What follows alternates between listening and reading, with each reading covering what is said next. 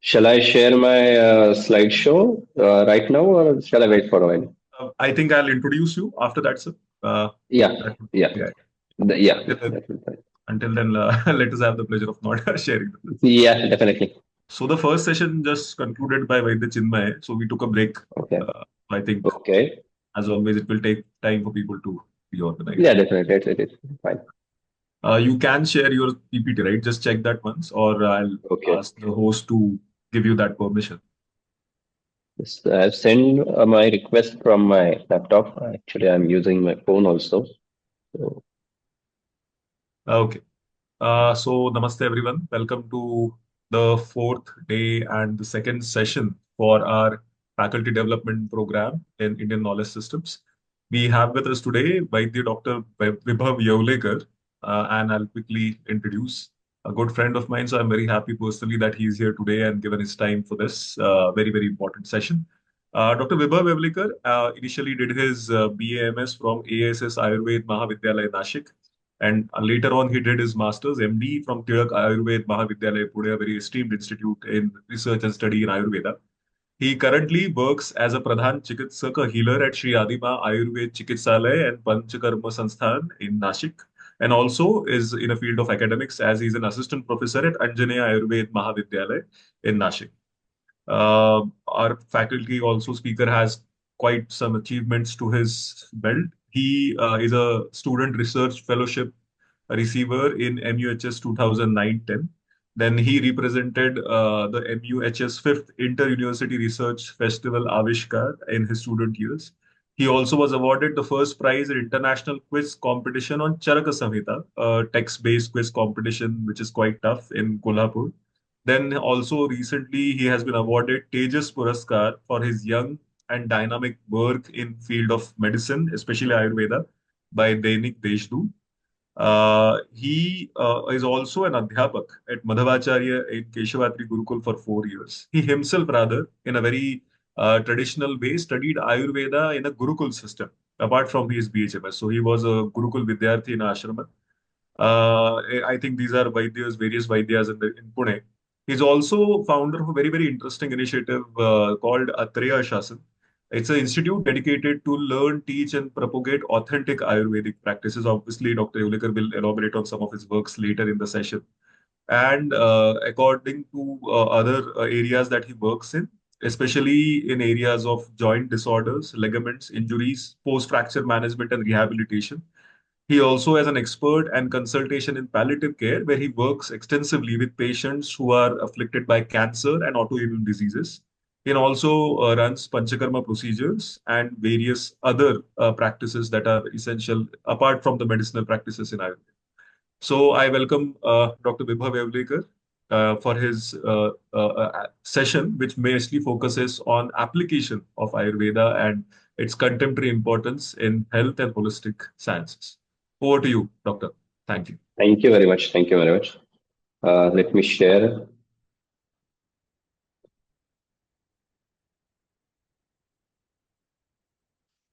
I guess I'm audible and visible both. Yes, yes, sir, you are. Yeah. Okay, let us start. ब्रह्मणो ही समारब्धा अत्रया देश पूजिता अस्मदाचार्य पर्यंताम वंदे गुरु परंपरा। अह, मेरे व्याख्यान को शुरुआत करने से पहले कुछ चीजें मैं कहना चाहता हूं कि अंग्रेजी और हिंदी दोनों भाषाओं का मैं मिश्रित रूप से प्रयोग करूंगा। दूसरी चीज कि जो कुछ भी मैं अभी आपके सामने रखने वाला हूँ प्रिंसिपल्स के बारे में, आयुर्वेद क्या है इसके बारे में जो कुछ कहने वाला हूँ वो सिद्धांतों के आधार पर है या रेफरेंसेस के आधार पर है। मतलब जो कुछ भी मैं कहूंगा वो ग्रंथों में दिए हुए रेफरेंस के आधार पर आपको उसकी विवेचन करने का, विशद करने का प्रयास करूंगा। और तीसरी एक चीज, 2-3 दिन से मुझे भी प्रतीक्षा है, तो हालांकि मैं क्लासिकल सिंगर नहीं हूँ, लेकिन मेरा अभी खर्च में आवाज लग रहा है, तो excuse me for that. Anyways, let us start. So first of all, कोई भी चीज अगर हम देख रहे हैं या फिर सोच रहे हैं आयुर्वेद के बारे में, तो आयुर्वेद क्यों, मतलब वाई आयुर्वेद। सबसे पहले प्रश्न तो ये आना चाहिए कि आयुर्वेद के बारे में सोचना क्यों है। हमारे पास अपनी एक establish health system, health care system है, और जो अच्छी तरह से काम कर रही हैं। तो आयुर्वेद के बारे में सोचने की जरूरत क्या है। मैं अभी इस व्याख्यान के निमित्त से आईकेएस के कई सारे जो वेबसाइट्स है उस पे गया था और उसमें सोच रहा था कि इंडियन नॉलेज सिस्टम में जो आप लोग काम कर रहे हैं वो बिल्कुल ही, उसके लिए मैं आप सभी का अभिवादन करना चाहता हूँ। लेकिन इसकी जरूरत क्या है ये हमें सोचना चाहिए। हमें क्या मिलेगा आयुर्वेद सीखने से, आयुर्वेद के बारे में सोचने से। और ये तो हम सभी को पता है। अभी आयुर्वेद के अच्छे दिन आए हैं तो मैं कहूंगा कि हाँ, कुछ बीमारियां ऐसी है जैसे ऑटोइम्यून डिसीजेस हो सकते हैं या फिर कैंसर जैसी बीमारियां हो सकती है जिनके अभी पूरा क्योर मिला नहीं है। या फिर ऐसे लाइफस्टाइल डिसीजेस है कई कि जिनके बारे में सिर्फ पैलिएटिव केयर जैसा दिया जाता है या फिर कुछ दवाइयां दी जाती है जो हमें जब तक हम जिंदा है तब तक लेनी होती है। तो उसके क्योर के लिए आयुर्वेद काम कर सकता है, ये तो हम सभी को पता है। हम सभी ने देखा है, आप में से कई ने इसका अनुभव भी लिया होगा। लेकिन कोई शास्त्र तभी अपने आप में परिपूर्ण होता है जब वो समाज के लिए कुछ कर सके, जब वो समाज के लिए कुछ अपने आप में कुछ दे सके। और इसी के संदर्भ में मैं एक रेफरेंस अभी जब इस व्याख्यान की तैयारी कर रहा था तब मेरे सामने आया कि एक बहुत अच्छी कंसेप्ट है चरक में, जनपदोद्भंस करके। जनपद मतलब समूह, लोगों का समूह। कोई भी एक एरिया ले लीजिए, कोई भी देश ले लीजिए, गांव ले लीजिए, कोई भी एक एरिया जिसमें रहने वाले लोग जो हैं उनको जनपद कहते हैं। और उनका उद्भव मतलब उनका नाश। ये पैंडेमिक जैसी कंडीशन है। और pandemic not necessary it has to be always in a infectious focus. जब अभी हम देख रहे हैं कि 10 में से 8 लड़कियों को पीसीओएस जैसे सिम्टम्स दिख रहे हैं, तो ये भी एक पूरे जनपद को, एक पूरे समाज को अगर कोई चीज अपने आप में विकृत कर रही है तो वो जनपद उद्ध्वंस होता है। और उसकी चिकित्सा जब कहते हैं तब आयुर्वेद में उसकी चिकित्सा कही गई है। या फिर जैसे सर ने बताया होगा, चिन्मय सर ने, वैद्य चिन्मय फड़के जी ने, कि पहले कि आयुर्वेद की उत्पत्ति हुई थी, वो ब्रह्मा से वगैरह हुई थी और वो कैसे पृथ्वी पे आया था वगैरह वगैरह। तो उस कथा में हम, आप अभी इंडियन नॉलेज सिस्टम के सभी ज्ञाता है तो आपको पता होगा कि हमारे जो भी शास्त्र है उसकी उत्पत्ति में कुछ ना कुछ कथा दी हुई होती है, उसके अवतरण की कथा दी हुई होती है। तो आयुर्वेद का अवतरण जब हुआ था तब वहां कहा गया था कि पूरे पृथ्वी पे बहुत सारी व्याधियां उत्पन्न हुई थी। व्याधियों हुई समुत्पन्ना सर्व प्राणी भयंकरा, सर्व प्राणियों को ग्रसित व्यथित करने वाली व्याधि उत्पन्न हुई थी और उनके इलाज के लिए आयुर्वेद लाया गया था।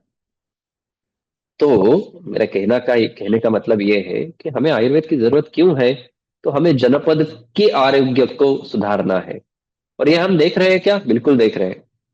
जनपदोद्भंस में ऐसा कहा जाता है कि ऐसे जो भाव होते हैं, अभी आप में से कौन कौन संस्कृत के बारे में जानते हैं, संस्कृत पढ़ सकते हैं, ये तो मुझे पता नहीं। लेकिन संस्कृत बिल्कुल आसान भाषा है, उसमें आपके सामने जो दिया हुआ है कि ऐसे कुछ चीजें होती है जो हम सब में कॉमन है। मतलब मैं यहाँ रह रहा हूँ, मेरे पड़ोस वाले घर में कोई रह रहा है, तो उसके रहने के खाने की आदतें मेरे से अलग होंगी, लेकिन जो हवा वो इनहेल करता है वही मैं लेता हूँ। जिस देश में वो रहता है उसी देश में मैं रहता हूँ। जिस काल में वो अभी उसका आयु, उसका क्रमण हो रहा है, उसी काल में मैं रह रहा हूँ। तो कुछ तो चीजें कॉमन है जो हम दोनों को इफेक्ट कर सकती है। जो अभी ऊपर दिया गया है कि ऐसे ये अन्य भाव सामान्य है, जो ऐसे सामान्य भाव है जो सभी को कॉमन है, अगर वो बिगड़ जाए तो जनपदोध्वंस हो जाता है। और वो है वायु, उदक, देश और काल। और अभी आयुर्वेद की जरूरत क्यों है ये समझ में आ जाता है कि अभी वायु कितना दूषित है, हम सभी को पता है। और इसके बारे में हम बहुत सारी चर्चाएं अभी सोशल मीडिया पे देखते हैं, न्यूज बुलेटिन में देखते हैं, उस पर रिसर्च होता है, कई सारे उस पे इलाज करने की कोशिशें होती है। तो वायु के बारे में हमें पता है, उदक के बारे में क्या ही कहे। मतलब अभी क्या क्या हम उस उदक से अंदर ले रहे हैं, माइक्रोप्लास्टिक ले रहे हैं, तरह तरह के केमिकल्स ले रहे हैं। देश दूषित हो गया है। देश दूषित हो गया है मतलब सॉइल दूषित हो गई है। जो भूमि है वो दूषित हो गई है। हम जो खाते हैं, जो धान्य हम इस्तेमाल करते हैं उसके बारे में, वो दूषित चीजों से बना हुआ होता है। फर्टिलाइजर्स का उस पर परिणाम हुआ होता है। कई सारी चीजें तो इसमें जो जेनेटिकली मॉडिफाइड चीजें हैं या हाइब्रिड चीजें हैं उनका भी हम समावेश कर सकते हैं। तो जब इतना सारा कुछ दूषित हो जाता है तो जनपद पूरे समूह को कुछ ना कुछ व्याधियां होनी शुरू हो जाती है, जो अभी काल, अभी के काल में हमें दिखाई पड़ती है। मतलब जब काल दूषित होता है, और ये हम देख रहे हैं जैसे ग्लोबल वार्मिंग हो रहा है, कुछ लोग कह रहे हैं, और ये कुछ बड़ी क्या दुर्लभ समझने की चीज नहीं है। अभी हम सभी लोग देख रहे हैं कि जिस ऋतु में जिस ऋतु के लक्षण होने चाहिए वैसे होते नहीं है। जब क्या सर्दी का मौसम होता है तब बारिश होती है वगैरह वगैरह। तो जब ऐसा कुछ होता है तो उसका कुछ ना कुछ इलाज होना चाहिए आपके पैथी में, अगर आप हेल्थ केयर सिस्टम में हैं। और उसका इलाज करने की क्षमता रखने वाला शास्त्र आयुर्वेद है। तो भाई आयुर्वेद का नॉर्मल रीजन तो है कि वो हम सब रट के पढ़ के पूरा ना हो चुका है कि आयुर्वेद बीमारियों को जड़ से मिटाता है, ऐसा करता है वैसा करता है। वो तो ठीक ही है, वो तो सही है। लेकिन समाज के लिए अभी आयुर्वेद जरूरत बन गया है, और आयुर्वेद के सिद्धांत तो जरूरत बन गए हैं। और इसी कारण, इसी दृष्टिकोण से अगर हम आयुर्वेद के बारे में सोचेंगे तो मुझे लगता है कि हम आयुर्वेद को समझ सकेंगे। और इसी क्या बैकग्राउंड के साथ, इस प्रस्तावना के साथ हम आज के इस विषय को, कि आयुर्वेद एक्चुअली क्या है, उसको कैसे समझना है, उसके प्रिंसिपल्स क्या है, उसको कैसे अप्लाई कर सकते हैं, उसके बारे में देखेंगे। तो व्हाट इज आयुर्वेद, जो आज का हमारा प्रधान प्रश्न है कि आयुर्वेद है क्या। ये आयुर्वेद है जो हम आसानी से देखते हैं कि किसी भी चीज में, किसी भी प्रोडक्ट में कोई भी थोड़ी बहुत हर्बल डिजाइन डाल दो, कुछ आंवला डाल दो, कुछ लौंग डाल दो, हनी डाल दो, तो उसको आयुर्वेद कहता है? बिल्कुल नहीं। हर्बल हो सकता है बिल्कुल, पर आयुर्वेद नहीं हो सकता। ये आयुर्वेद है? बिल्कुल नहीं। देखिए, ये आपके सामने जो इमेज है, मैं किसी ब्रांड को या किसी उत्पादन के लिए उसके ऊपर टिप्पणी नहीं करना चाहता। मैं इस कंसेप्ट के ऊपर टिप्पणी करना चाहता हूँ कि उसका जो नाम है ना, डायबिक केयर, उसी में वो कह देता है कि ये आयुर्वेद नहीं है। क्योंकि हम आगे इसके विस्तार देखेंगे कि डायबिटीज ये आयुर्वेद का निदान ही नहीं है, ये डायग्नोसिस ही नहीं है। तो जो आयुर्वेद का डायग्नोसिस ही नहीं है, उसके लिए हम आयुर्वेद के माध्यम से चिकित्सा कैसे करेंगे? ये हर्बल रेमेडी हो सकती है, लेकिन इसको आयुर्वेदिक चिकित्सा करना ठीक नहीं है। तो ये आयुर्वेदिक नहीं है। हमारे नासिक में तो लोगों ने पूरा बदल ही दिया, आयुर्वेद की व्याख्या ही बदल दी है। एक पानीपुरी है, पानीपुरी पता है आपको, गोलगप्पे जो कहते हैं आपके यहाँ पे, नॉर्थ इंडिया में जिसको गोलगप्पे कहते हैं। तो गोलगप्पों का स्टॉल है जो आयुर्वेदिक तरह से बनाया हुआ है। मतलब उसको आयुर्वेदिक पानीपुरी कहा गया है। और आयुर्वेदिक पानीपुरी मतलब क्या डालते हैं अभी मुझे पता नहीं, मैंने खाया नहीं है अभी तक। मेरी हिम्मत ही नहीं हुई उसको खाने की, और उसके वो क्या डालते हैं वो पूछने की। लेकिन कुछ भी चीज लो, उसमें कुछ हर्बल डाल दो और उसको आयुर्वेद कह दो, तो ये आयुर्वेद नहीं है। ये भी काफी हद तक आयुर्वेदिक नहीं है, पूरा आयुर्वेद नहीं है। इनके वो यहाँ मिलने वाली जो जड़ी बूटियां होती होंगी वो आयुर्वेद में इस्तेमाल होती होंगी, बिल्कुल इसके बारे में मुझे कोई संदेह नहीं है। लेकिन ये पूरा आयुर्वेद नहीं है। हमारे सामने जो आयुर्वेद का चित्र अभी तक आया है कि इसको भाई आयुर्वेद कहते हैं, और इसके इस प्लांट में ये एक्सट्रैक्ट होते हैं, ये एक्टिव प्रिंसिपल्स होते हैं, और ये इस तरह से काम करते हैं, और इस तरह से आयुर्वेदिक दवाइयां काम करती है, ये आयुर्वेद नहीं है। तो आयुर्वेद है क्या? आयु- आयुर्वेद समझना है तो एग्जैक्टली क्या समझना है? तो आयुर्वेद ये है, जो आयुर्वेद की व्याख्या दी हुई है, बिल्कुल आसानी से दी हुई है, समझने में आसान है। हिता हितम सुखम दुखम आयुस्तस्य हिता हितम मानम च तच्च यत्रोक्तम आयुर्वेद स उच्यते। मैं कुछ संस्कृत रेफरेंसेस का इस्तेमाल जरूर करूंगा, उसको सरल भाषा में ट्रांसलेट करके भी आपके सामने रखूंगा। लेकिन उसके अलावा अगर मैं इसका प्रयोग ना करूं तो ये पूरा नहीं होगा, उसको उतना शास्त्र की शास्त्रीय भाषा नहीं रहेगी।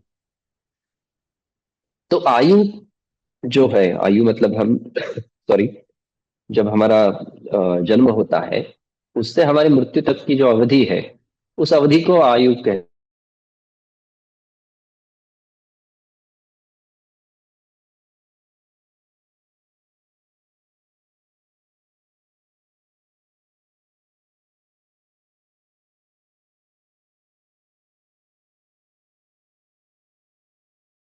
को आयुर्वेद कहते हैं। जो हिता हितम सुखम दुखम आयु, ऐसा जो कहा गया है उसका मतलब ये है।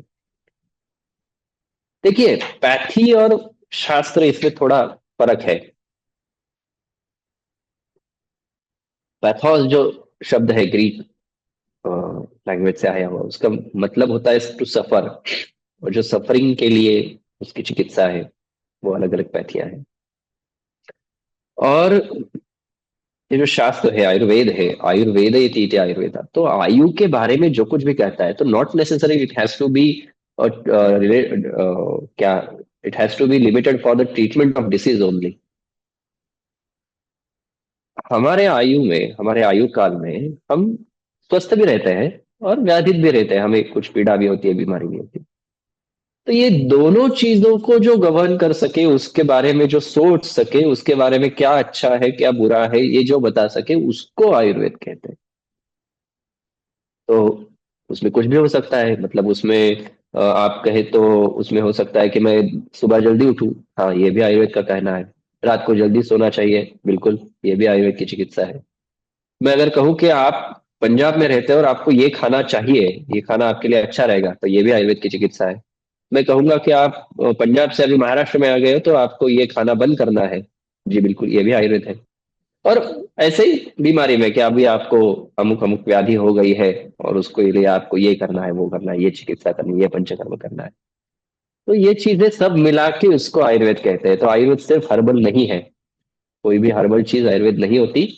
और आयुर्वेद सिर्फ उतना ही सीमित नहीं है, आयुर्वेद एक सोचने का जरिया है। आयुर्वेद कहाँ से कहाँ तक है, तो ये आयुर्वेद का प्रयोजन है। प्रयोजन मतलब आयुर्वेद क्यों लिखा गया, क्यों उसकी रचना की गई। अगर ये हम समझ सके तो आयुर्वेद को समझ सकते हैं कि आयुर्वेद समझ, जरूरत क्या है, तो स्वस्थ प्रयोजनम चास्य स्वस्थस्य स्वास्थ्य रक्षण आतुरस्य विकार प्रशमनम च, ये प्रयोजन कहा गया है। प्रयोजन क्या है, मैं क्यों आयुर्वेद पढ़ना है, क्यों उसको समझना है, क्यों उसका एप्लीकेशन करना है। तो दो दिए गए हैं। स्वस्थ से स्वास्थ्य रक्षण, जो स्वस्थ है, जिसको कोई बीमारी नहीं है, जो स्वस्थ है, उसके स्वास्थ्य का रक्षण भी करना होता है। और ये अभी फिलहाल सोशल मीडिया में आप कई बार देखते होंगे, इंस्टाग्राम पे होगा, यूट्यूब पे होगा, कई डाइटिशियंस है, जिम ट्रेनर्स है, या फिर हेल्थ एडवाइजर्स है, जो कई सारी बातें कहते हैं हेल्दी रहने के लिए। It is not related to treat some kind of disease. आपको ये खाना चाहिए, वो खाना चाहिए, ये नहीं खाना चाहिए, ऐसा एक्सरसाइज करना चाहिए, वगैरह वगैरह। तो स्वस्थ का स्वास्थ्य रक्षण ये भी इम्पोर्टेंट है। और मैं कई बार मेरे मरीजों को, रुग्णों को कहता हूँ कि एक वाक्य का प्रयोग करता हूँ कि स्वास्थ्य जो है ये एक्टिव प्रोसेस है। ऐसा नहीं होता कि मैं कुछ नहीं करूंगा और मैं स्वस्थ रहूंगा, ऐसा नहीं होता। आपको स्वस्थ रहने के लिए भी कुछ करना होता है। और अगर आप बीमार है, कोई व्याधिग्रस्त है, तो आपका व्याधि भी किसी कारण से हुआ है। आप इंडियन नॉलेज सिस्टम के सब ज्ञाता है, तो आपको कार्य कारण संबंध तो पता ही होगा कि आयुर्वेद आयुर्वेद कार्य कारणवाद को मानता है कि कोई भी अगर कार्य उत्पन्न हुआ है तो उसके पीछे कोई ना कोई कारण होता है। तो अगर मैं स्वस्थ हूं तो उसके पीछे कुछ कारण है, और अगर मैं अस्वस्थ हूं, मुझे कुछ व्याधि है, तो उसके पीछे भी कुछ कारण है। और ये दोनों चीजें करने के लिए हमें आयुर्वेद की जरूरत रहती है। मतलब अगर एग्जाम्पल लेना ही है तो ऋतुचर्या का ले लेते हैं, स्वस्थ से स्वास्थ्य रक्षण के बारे में, कि अभी ऋतु बदल रहा है, शरद ऋतु अभी शुरू है, बारिश का वर्षा ऋतु अभी खत्म हो गया है, और आगे आगे हेमंत आएगा। तो सृष्टि में कुछ ना कुछ तो बदलाव सृष्टि में कुछ ना कुछ तो बदलाव हुए हैं। और उन बदलाव के कारण हमारे शरीर में भी कुछ बदलाव होने बिल्कुल नॉर्मल है। तो ये जो बदलाव हो रहे हैं, उनमें उनके कारण मेरे शरीर में दोष बढ़ ना जाए, व्याधि उत्पन्न ना कर ले, इसके कारण अगर मुझे स्वास्थ्य के रक्षण करना है तो कुछ बदलाव मेरे खान पान में, मेरे विहार में करना है मुझे। और कई सभी संहिताओं में आयुर्वेद के पहले ही कुछ अध्यायों में ऋतुचर्या और दिनचर्या का वर्णन आता है। दिनचर्या मतलब डेली रूटीन जो होता है, डेली रेजिम जो होता है। ऋतुचर्या मतलब सीजन वाइज रेजिम जो होता है, उसके बारे में। तो मुझे अभी अगर शरद शुरू है तो क्या करना है, और ये कुछ बहुत डिफिकल्ट चीज नहीं है। देखिए, हम जो आपके वेबसाइट में भी दिया हुआ है, इंडियन नॉलेज सिस्टम के वेबसाइट में भी दिया हुआ है कि कॉलोनाइजेशन के कारण जो हमारा एक ब्रेन वॉश हुआ है उसको साफ करना हमारा काम है। और उसमें ये चीज आती है कि ये सब ऋतुचर्या और दिनचर्या कुछ बहुत आकाश से टपकी हुई चीज नहीं है, हम करते आ रहे हैं। हमारे जो त्योहार होते हैं इसी ऋतुचर्या के आधार पर रहते हैं। जैसे अभी हम कोजागिरी पूर्णिमा सेलिब्रेट करते हैं शरद में, अभी जब पूर्णिमा हुई थी, तो उसमें ऐसा होता है कि एक प्रथा होती है कि दूध पीने की प्रथा होती है। रात को छत पे जाके चंद्रमा के प्रकाश, शीतल प्रकाश में दूध पीने की प्रथा होती है। और जब हम आयुर्वेद पढ़ते हैं तो दिया हुआ है कि शरद ऋतुचर्या में यही तो चिकित्सा है पित्त की। तो ये हमारे संस्कारों में, ये हमारे त्योहारों में, हमारे रूटीन में जो हम इतने सालों से करते आ रहे हैं इसमें बसा हुआ है आयुर्वेद। जब हम शास्त्र करके, शास्त्र के नाम पे उससे अलग से सीखते हैं तो वो अलग बात है, लेकिन वो हमारे दैनंदिन जीवन का एक भाग रहा हुआ है, तो उसको सिर्फ समझना है। तो ये बात रही स्वस्थ शास्त्र रक्षणम की। आतुरस्य विकार प्रशमन तो बहुत बड़ी बात है। व्याधियों की निर्मिति कैसे होती है, आयुर्वेद उसके बारे में कैसे रखता है, देखेंगे हम बाद में, शॉर्ट में देखेंगे, लेकिन देखेंगे। एक चीज जरूर कहना चाहूंगा कि आयुर्वेद के बारे में, कि आयुर्वेद क्या है, तो आयुर्वेद एक दर्शन है। अभी दर्शन इस चीज का आपको अर्थ पता होगा या फिर उसके उदाहरण पता होंगे। न्याय है, सांख्य है, वैशेषिक है, योग है। दर्शन क्या है? किसी चीज की तरफ देखने का नजरिया है, और उसके लिए कुछ प्रयोजन होता है। मुझे से ये पूरी सृष्टि है जो ये किस चीज से बनी है ये समझना है, तो मैं क्या एक नजरिए से देखूंगा और इंटरप्रेट करूंगा मेरे आजू बाजू जो सृष्टि है उसको, और उसके हिसाब से मैं मेरी व्याख्या रखूंगा, मेरे प्रमाणों की रचना करूंगा। वैसे ही आयुर्वेदिक दर्शन है शरीर के आयु की तरफ देखने के लिए। एक बहुत अच्छा सूत्र है आयुर्वेद में, चरक संहिता में, कि धर्मार्थ काम मोक्षाणाम आरोग्य मूलमत्तम। हमारे जो चार पुरुषार्थ कहे गए हैं उनका जो मूल है वो आरोग्य है। अगर हमारे पास आरोग्य नहीं है तो हम कैसे धर्म का परिपालन कर सकते हैं, कैसे अर्थ का प्राप्ति कर सकते हैं, काम को कैसे प्राप्त कर सकते हैं, और मोक्ष तो दूर ही रहा। तो अगर आरोग्य ही नहीं है तो ये चारों चीजें हो नहीं सकती, इसलिए आरोग्य चाहिए। और आरोग्य को कौन नष्ट करता है? तो रोग नष्ट करते हैं। और रोग को कौन नष्ट करता है? तो आयुर्वेद नष्ट करता है। हालांकि इस छोटे से सूत्र पे काफी बड़ा विस्तार हो सकता है। तो जब हम आयु की तरफ देखते हैं, आरोग्य की तरफ देखते हैं, तो उस देखने के लिए, उसकी इंटरप्रिटेशन के लिए कि भाई ये स्वास्थ्य कैसे रहता है, ये व्याधि कैसे होता है, उसको ठीक कैसे करना है, इस बारे में देखने का नजरिया मतलब आयुर्वेद है। इसीलिए मैं उसको कहता हूँ वो दर्शन है। दृश्यते अनेन, यथार्थ तत्व जिससे दिखता है उसको दर्शन कहते हैं। तो दर्शन है तो मतलब उसकी अपनी व्याख्या होगी, उसकी अपनी स्व संज्ञा होगी, उसका अधिकरण होगा, अपना कुछ प्रयोजन होगा। प्रयोजन हमने अभी देखा। उसके सिद्धांत होंगे, बिल्कुल। उसकी स्व संज्ञा होंगी, उस शास्त्र की कुछ संज्ञा होंगी। जैसे अभी पिछले सेशन में मैंने सुना कि किसी ने तो प्रश्न पूछा था कि वात पित्त कफ को ऐसे कैसे करेंगे वगैरह। तो वात पित्त कफ को दोष कहा जाता है। दोष आयुर्वेद की अपनी संज्ञा है।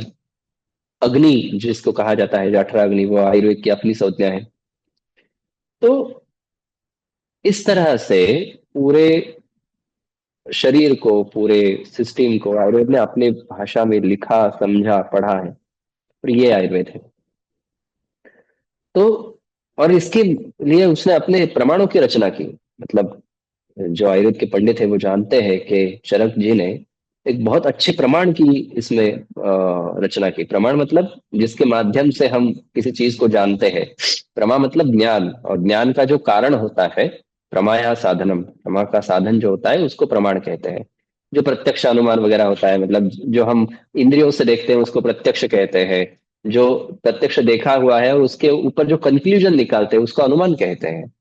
कि अगर हाँ भाई मैंने देखा कि इसको अभी बहुत अभी आप मेरा आवाज सुन रहे हैं, तो मेरा जैसे बैठा हुआ आवाज है, तो आप अनुमान सुन तो अभी रहे हैं, और अनुमान करके हाँ भाई इसको कल परसों जुकाम हुआ होगा, तो ये अनुमान है। तो ऐसे प्रमाण होते हैं।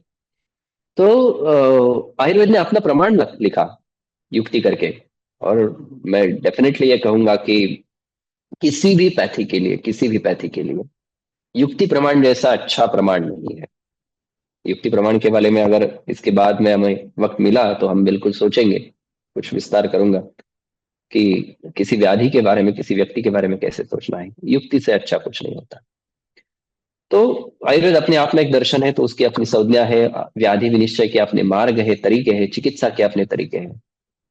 वो किसी भी व्याधि की तरफ अपने नजरिए से देखता है। अब कोई पेशेंट आता है, जैसे परसों एक ल्यूकेमिया का पेशेंट आया था, तो ल्यूकेमिया वो अपना एलोपैथी का डायग्नोसिस लेके आया था, लेकिन अगर मैं वैद्य हूँ तो मेरा ये नैतिक कर्तव्य है कि मैं उसको आयुर्वेद की तरह से देखूं, आयुर्वेद की तरह से उसका विश्लेषण करूं और आयुर्वेद की तरह उसका निदान करके उसकी चिकित्सा करूं। तो ये आयुर्वेद एक दर्शन की तरह है। ये कहने का जो मतलब है वो ये है। तो हमारे मुख्य विषय की तरफ आते हैं कि आयुर्वेद की प्रिंसिपल्स, आयुर्वेद के विषय, कॉन्जेंट स्टेटमेंट हमने कहा था वो क्या है और उसको कैसे समझा जा सकता है, आयुर्वेद को कैसे समझा जा सकता है।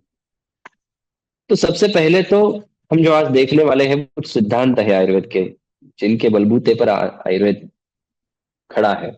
मैं किसी भी दवाई का आज वर्णन नहीं करूंगा कि ये इस चीज में कार्यरत रहती है, या इसकी ट्रीटमेंट इस दवाई से की जाती है, या फिर इस डायग्नोसिस को ये कहता है आयुर्वेद में, ये मैं नहीं कहूंगा। तो हम सिद्धांतों के बारे में सोचेंगे, उसके बारे में जानेंगे। पहले तो सिद्धांत क्या है, त्रिदोष हमने कहा, वात पित्त कफ कहते हैं, ये आयुर्वेद का सिद्धांत है। ऐसा दोष तो काव्य में अलग दोष है, स्थापत्य में अलग दोष है, अगर हम पाक शास्त्र देखें तो उसमें अलग दोष है। तो दोषों का क्या मतलब, दोष इस संज्ञा का आयुर्वेद में क्या था, आयुर्वेद ने अपने अपने हिसाब से उसकी व्याख्या की है और उसको सिद्धांत कहा गया है। एक चीज समझने लायक ऐसी है कि इसको सिद्धांत कहा गया है, इसमें अपने आप में कुछ क्लिनिकल या क्लिनिकल कहने से अच्छा रहेगा, एक रिसर्च के हिसाब से इसमें अपने आप में एक वेटेज है अगर किसी चीज को सिद्धांत कहा जाता है। क्योंकि सिद्धांत की जो व्याख्या दी है चरक विमान स्थान में दी हुई है, ये सिद्धांतो नाम यह स परीक्षक ही बहुभी परीक्ष हेतुविश्च साधयित्वा स्थाप्यते निर्णय। अगर आप किसी चीज को सिद्धांत कह रहे हैं तो वो क्या है, तो वो निर्णय है, मतलब एक डिडक्शन है, हाँ भाई ये ऐसा है, लेकिन ये मैंने कहा हुआ नहीं है, मैं कहता हूं इसलिए नहीं है। तो ये कैसा है, परीक्षक ही, परीक्षक मतलब जो परीक्षक करने करने लायक है, जो संशोधक है, जो रिसर्चर है, जो उस विषय में तज्ञ है, उन्होंने बहुभी ही परीक्षा, अलग अलग नजरिए से, अलग अलग कंडीशंस में परीक्षा करने के बाद हेतुविष्ट साधयित्वा स्थाप्यते, इन सभी चीजों के बाद जब हम कुछ कहते हैं, हाँ भाई ये प्रूवन है, तो उसको सिद्धांत कहा जाता है। मतलब दोष तीन है, तीन है। वो जो जो परीक्षक थे त्रिदोष सिद्धांत लिखने वाले, उन्होंने लिख के हमारे सामने स्थापन कर दिया है, स्थापित कर दिया है इन्होंने। तो उसको सिद्धांत कहते हैं। जब हम आगे देखने जा रहे हैं, ये रखने का, आपके सामने रखने का उद्देश्य यह है कि जब हम कहते हैं कि आयुर्वेद में रिसर्च चाहिए, आयुर्वेद में रिसर्च चाहिए, और हम वात क्या है, पित्त क्या है, कफ क्या है, और इसको वात कहे क्या, कंडक्टिव सिस्टम को वात कहे क्या, नर्वस सिस्टम को वात कहे क्या, डाइजेस्टिव एंजाइम्स को पित्त कहे क्या, ऐसी जब विधान और हमारे सिलेबस में दिए हुए हैं, तो ये सोच लीजिए कि हम उसी, हमारे जो प्रयोजन है कि इंडियन नॉलेज सिस्टम को इंडियन नॉलेज सिस्टम की भाषा में पढ़ना चाहिए, उसी से प्रताड़ना कर रहे हैं। तो जो सिद्धांत है वो आयुर्वेद की भाषा में देखने चाहिए, आयुर्वेद की भाषा में समझने चाहिए, और उसी के भाषा में उसका इस्तेमाल करना चाहिए। अगर लता मंगेशकर अच्छी बहुत अच्छी गायिका है, तो उनके गाने का जो एनालिसिस है वो किसी गायक के माध्यम से या गायन कला के माध्यम से करना चाहिए, ना कि उनके गाने की फ्रीक्वेंसी कितनी है और एम्पलीट्यूड कितना है इसकी भाषा में करना चाहिए। वो शास्त्रीय संगीत की भाषा में ही हो सकता है, वैसे आयुर्वेद की भाषा में आयुर्वेद का अंडरस्टैंडिंग हो सकता है। जो सिद्धांत दिए हुए हैं उनकी तरफ जाता है। कुछ बिल्कुल नॉमिनल कुछ सिद्धांतों के बारे में हम आज देखेंगे, समझेंगे, और उसका एप्लीकेशन के बारे में सोचेंगे। तो सबसे पहले आता है त्रिदोष सिद्धांत, षट पदार्थ आता है, त्रिसूत्र आयुर्वेद, अष्टांग आयुर्वेद, व्याधि ज्ञानोपाय, और एक है चिकित्सा आयुर्वेद में, चिकित्सा किस दिशा किस माध्यम से की जाती है उसके बारे में भी। तो सबसे पहले जो सबको पता है, सबको प्रसिद्ध है इस सब के बारे में कि आयुर्वेद में दोष होते हैं, त्रिदोष होते हैं, वात होता है, पित्त होता है, कफ होता है। और कई लोगों को ऐसा लगता है कि जो हम उल्टी करने के बाद बाहर आ जाता है वो कफ या पित्त होता है, या फिर जो गैस पास होती है उसको वात कहते हैं। ऐसा नहीं है। अगर आपको पता है तो हमारा जो इंडियन नॉलेज सिस्टम है उसमें कुछ सिद्धांत सभी में कॉमन है। उसमें एक है कि वो पंचमहाभूत के आधार पे सब कुछ बना हुआ है, और पंचमहाभूतों के जो शरीर में रिप्रेजेंटेटिव है, जो शरीर में शरीर का काम चलाते हैं, उनको वात पित्त और कफ कहते हैं। वो द्रव्य है एक्चुअल में, और उनको वात पित्त और कफ कहते हैं। और उनको अगर वो विकृत है तो शरीर को बिगाड़ते हैं, और अगर अच्छे हैं, अपने आप काम कर रहे हैं, तो वो शरीर को चलाते हैं। वो दोनों के लिए जरूरी है। शरीर को चलाते भी है और बिगाड़ते भी है। अच्छे चल रहे तो अच्छे चल रहे, बिगड़ गए तो बिगाड़ देंगे। किसी भी सिस्टम की तरह है। सिस्टम चलाने वाली जो यंत्रणा होती है, अगर वो बिगड़ गई तो पूरी सिस्टम बिगड़ जाती है। उसी तरह से है। और उन्हीं को पूरे शरीर का व्याधियों का कारण माना गया है। क्या है कि ये कंसेप्ट कहाँ से आती है कि जब किसी व्याधि का कारण ढूंढने की कोशिश होती होती है, तो एक लेवल ऐसे आती है कि हमारे शरीर में किस लेवल से हमारे शरीर में बदलाव होना शुरू हो जाता है।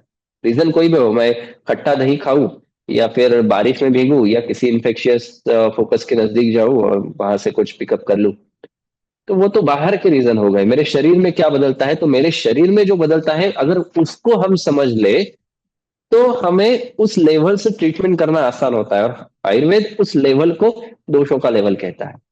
जो बिगड़ता है पहले उसको दोष कहते हैं। तो वो वात पित्त कफ है। और अगर वो ठीक रहे तो सब ठीक रहता है। अगर वो बिगड़ गए तो कोई भी, मतलब ऐसी कोई भी व्याधि नहीं है जो वात पित्त कफ के अलावा दूसरे किसी चीज से होती है। तो उसी को सभी व्याधियों का कारण कहा गया है। तो डेफिनेटली जो पिछले कई सालों में, कई दशकों में जो व्याधि थी, शतकों में व्याधि थी, वो भी वात पित्त कफ के कारण है। जो अभी वर्तमान में है वो भी है, और भविष्य में जो होंगी वो भी वात पित्त कफ के कारण होगी।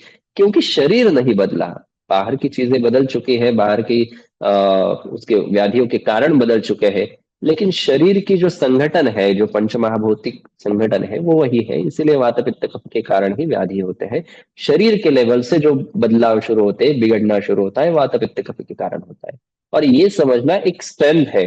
मतलब कोई भी चीज आने दो, उसको हम इस भाषा में इंटरप्रेट करके उसकी चिकित्सा कर सकते हैं। वैसे ही एक और थोड़ा सा क्या कहेंगे, आयुर्वेद का सिद्धांत है षट पदार्थ करके। बहुत महत्वपूर्ण है, और ये महत्वपूर्ण इसलिए है क्योंकि मैंने कई सारे आपके रिसर्च आर्टिकल देखे आईकेएस के अंडर, जो अलग अलग इंस्टीट्यूट में रिसर्च प्रोजेक्ट चल रहे हैं। और बहुत अच्छा लगा कि आयुर्वेद का भी उसमें समावेश है। लेकिन एक प्रैक्टिकल प्रॉब्लम है इस रिसर्च के बारे में, कि हम जो रिसर्च कर रहे हैं, जो रिसर्च अभी हम आयुर्वेद के बारे में करने की कोशिश कर रहे हैं, वो टोटली आयुर्वेद को जस्टिफाई नहीं करता। और वो इसलिए नहीं करता क्योंकि आयुर्वेद का जो रचना है, आयुर्वेद जो समझना है, चिन्मय फड़के जी ने अपने व्याख्यान में जो आयुर्वेद अवतरण कहा होगा कि ब्रह्मा से कैसे उसकी उत्पत्ति हुई है, उसी संदर्भ में एक बहुत अच्छा श्लोक है जो आपके सामने है अभी। कि वो जो महर्षि थे जिन्होंने इंद्र से वो ज्ञान लिया, उन्होंने ज्ञान चक्षु से समझा। ज्ञान चक्षु मतलब ज्ञान के चक्षु, वो समझने की नजरिया, किसी चीज को समझने का नजरिया। और वो जो ज्ञान चक्षु थे वो ये षड पदार्थ थे, जो पदार्थ हमें न्याय आदि दर्शनों में भी आते हैं। और ये जो पदार्थ है वो आयुर्वेद को लिखते हैं, आयुर्वेद को समझते हैं, आयुर्वेद की भाषा है। ये पदार्थ आयुर्वेद की भाषा है। और इस भाषा में कुछ अलग अलग चीजें आती है, जैसे सामान्य विशेष है। सामान्य विशेष मतलब अगर किसी चीज का आप सेवन करते हैं तो उसके समान शरीर में वृद्धि होती है। मतलब अगर मैं कफ चिपचिपा ठंडा ऐसा कुछ आइसक्रीम जैसा चीज शरीर में खाऊंगा, तो मेरे शरीर में चिपचिपे और ठंडे कफ की वृद्धि होगी। इतना साधा नॉर्मल सिद्धांत है। गुण होते हैं, ये तो बहुत महत्वपूर्ण सिद्धांत है कि गुण नाम का कोई चीज होती है। हम जब अभी रिसर्च करते हैं तो हम द्रव्यों के ऊपर फोकस करते हैं कि इसका एक्टिव प्रिंसिपल क्या होगा, इसमें से क्या एक्सट्रैक्ट कर सकते हैं जो कार्य करता है। लेकिन आयुर्वेद जो देखता है चीजों की तरफ, वो द्रव्य गुण के माध्यम, द्रव्य गुण कर्म के माध्यम से देखता है। द्रव्य बिल्कुल होते हैं, द्रव्य is not exactly equivalent to matter. Let me first clear it. जिसको हम मैटर कहते हैं उसको द्रव्य नहीं कहते, क्योंकि आयुर्वेद में दिशा और मन को भी द्रव्य कहा गया है। तो द्रव्य वो है कि जिसके ऊपर कुछ गुण है, जिसके आधार पे कुछ गुण है। गुण मतलब प्रॉपर्टीज, जैसे कोई चीज ठंडी होती है, कोई उष्ण होती है, कोई लघु होती है पचने में हल्की होती है, कोई गुरु होती है पचने में भारी होती है। तो इनको गुण कहते हैं। तो ये गुण, द्रव्य, कर्म अपने आप में शरीर में कुछ न बदलाव करते रहते हैं। इनके माध्यम से कुछ चीजें बदलती है, बढ़ती है, कम होती है।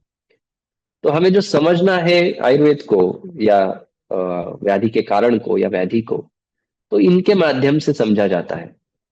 तो अगर आपको कभी आयुर्वेद के बारे में पढ़ना है, समझना है, तो ये कंसेप्ट जो है षट पदार्थों की, ये बिल्कुल समझना जरूरी है। मैंने ये स्लाइड इसलिए रखी कि मुझे ये पता चला कि कई सारे रिसर्चर या जो रिसर्च एस्पिरेंट्स है, वो भी आज के व्याख्यान में आने वाले हैं। तो अगर आपको रिसर्च करना है आयुर्वेद के माध्यम से, तो ये समझना बिल्कुल जरूरी है कि आयुर्वेद देखता किस चीज के आधार पर इंटरप्रेट करता है। क्योंकि क्या होता है, एक एग्जाम्पल देके समझाता हूँ। अगर हम दूध ले, दूध, अंडा, अ, सूप, चिकन सूप और चिकन का पीस और चना, ये चारों पांचों चीजें जो है, ये सभी प्रोटीन का सोर्स है। अलग अलग अमीनो एसिड्स इनमें है, प्रोटीन प्रोवाइड करते हैं। पनीर भी ले लेते हैं, चलो, हमारे व्यवहार में जो इस्तेमाल होता है। तो ये सभी प्रोटीन का सोर्स है, कुछ ना कुछ प्रोटीन प्रोवाइड करेंगे। लेकिन जब आयुर्वेद के दृष्टिकोण से देखते हैं, तो ये सभी चीजें अलग अलग हैं। मतलब गुण के हिसाब से सभी अलग है। गाय का जो दूध है वो रसायन है, शीत है, कफ को कम बढ़ाता है। मांस रस है वो लघु है, बिल्कुल शरीर को ताकत बढ़ाने वाला है। लेकिन उसी मांस का रस ना लेते हुए अगर मांस, साक्षात मांस से सेवन किया जाए, तो वो गुरु है। दूध लघु है, लेकिन उसका दही बनाया जाए तो वो गुरु है। तो ये गुण का विचार जो आता है, ये पूरे आयुर्वेदिक इंटरप्रिटेशन को बदल देता है।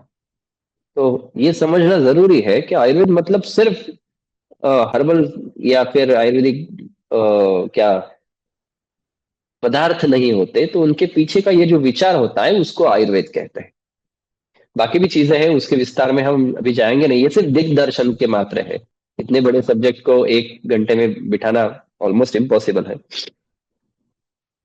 एक और चीज है आयुर्वेद के बारे में सोचने जैसी, वो ऐसी है कि आयुर्वेद व्याधियों के बारे में कैसे सोचता है। कई लोगों को ऐसा लगता है कि मतलब आयुर्वेद कैसे ट्रीट करता होगा। अभी फिलहाल एक इंसिडेंस हुआ, हमारे यहाँ पे डेंगू चल रहा है, काफी जोर शोर से चल रहा है महाराष्ट्र में।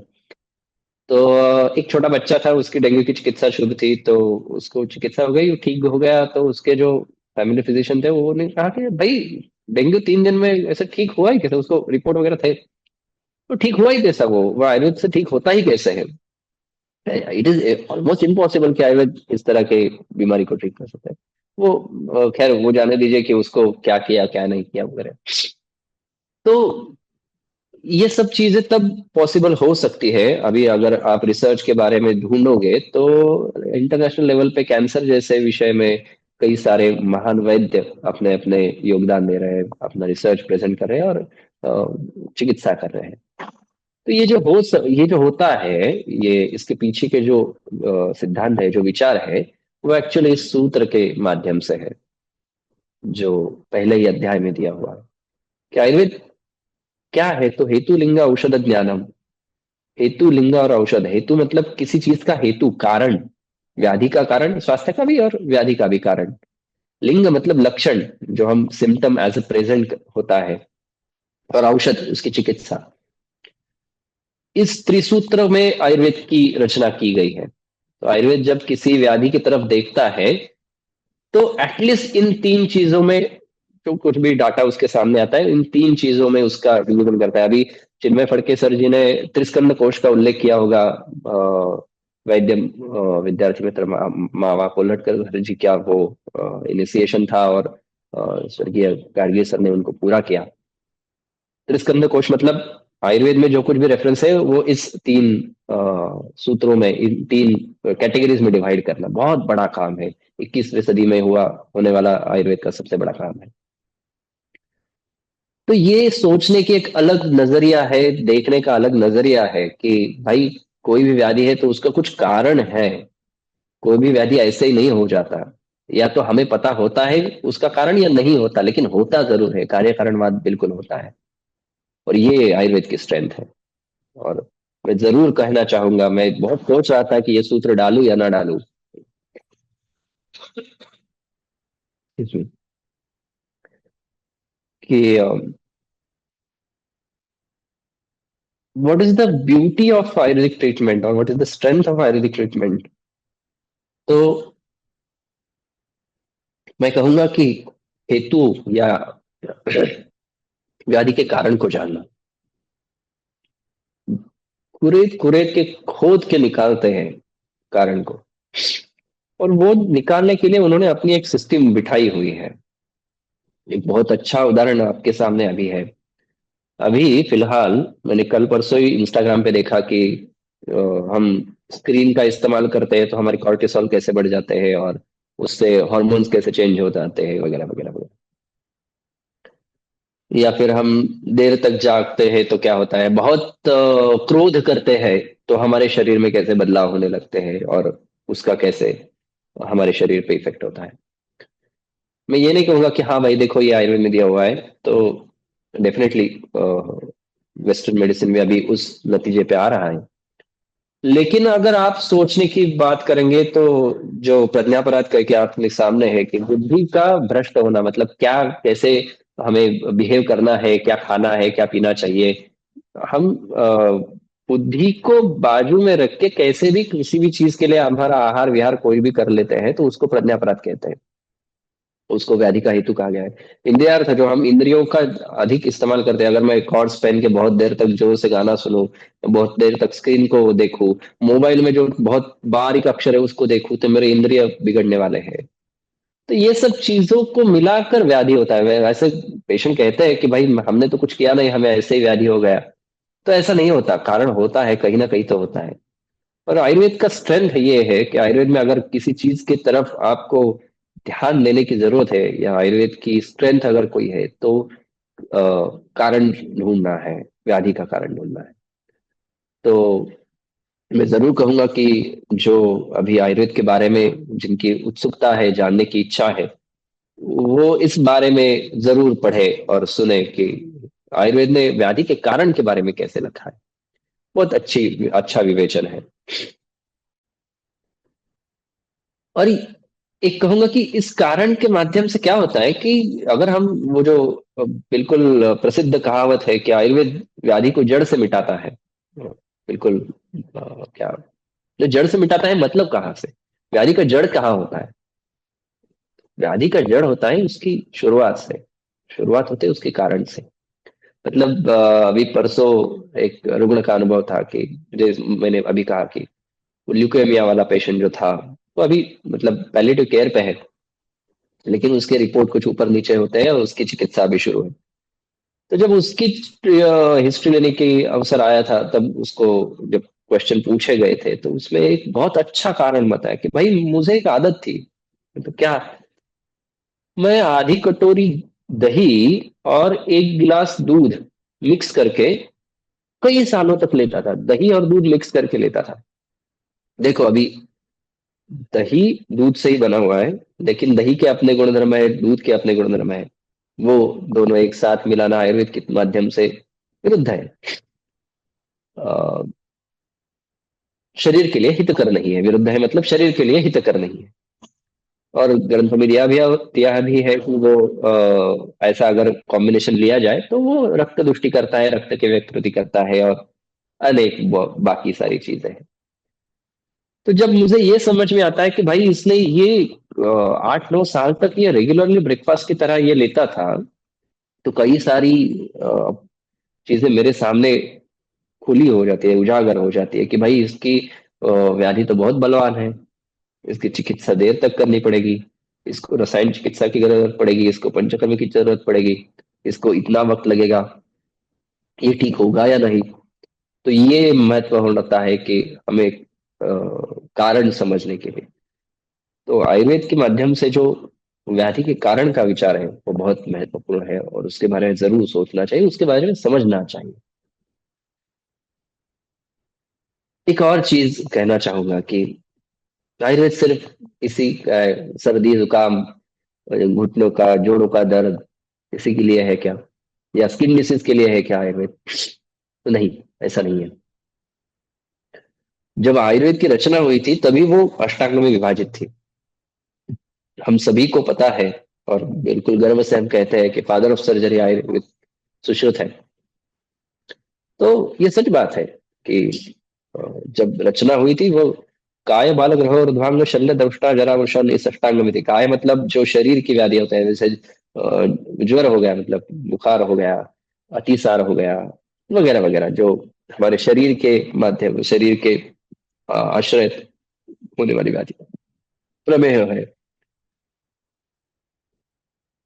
बाल मतलब जो छोटे बच्चों को होने वाली व्याधि है। देखिए, इतनी प्रिसीजन आयुर्वेद की रचना में थी कि अगर हाँ भाई इसकी अगर उम्र कम है तो इसको होने वाले व्याधि, इसको करने की चिकित्सा, इसमें कुछ ना कुछ स्पेसिफिकेशन जरूर आएगा। तो उस स्पेसिफिकेशन के लिए ये एक अंग ही अलग से निकाल के रखा है कि भाई इसकी अलग किताबें होंगी, इसके अलग तज्ञ होंगे, इसके अलग चिकित्सा के सिद्धांत होंगे, इसके अलग चिकित्सा के द्रव्य होंगे, और ये सब मिला के हम उसको चिकित्सा करेंगे। अभी इसके सर ने बताया होगा कि कई सारे ग्रंथ थे जो हमारे आक्रमणों में जल गए, लेकिन इन सभी की अपनी अपनी संहिताएं थी, और उसके माध्यम से उसके परंपराएं थी। कुछ अष्टवैद्य परंपरा करके साउथ में है अभी भी। बालरोग के एक महान विद्वान को सुनने का मुझे मौका मिला था कोयम्बतूर में। तो उनके परंपरा में बाल रोग की ही चिकित्सा की जाती है, और उनके पास अपने ग्रंथ हैं वगैरह वगैरह। डिटेल तो मुझे याद नहीं, 5-6 साल पुरानी बात है।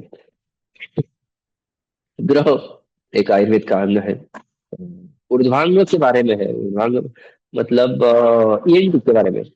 देखिए ये भी मतलब सोचने की बात है कि ऊर्ध्वजत्र मतलब हमारा जो क्लाविकल होता है उसके ऊपर का जो भाग है वो थोड़ा सा अलग उसकी रचना है, उसकी उसके लिए करने की चिकित्सा अलग है, और ये सब सोच के उसकी चिकित्सा करने के लिए कुछ अलग करना पड़ेगा, तो उसको अलग से अंग करके दिखाया दिया है।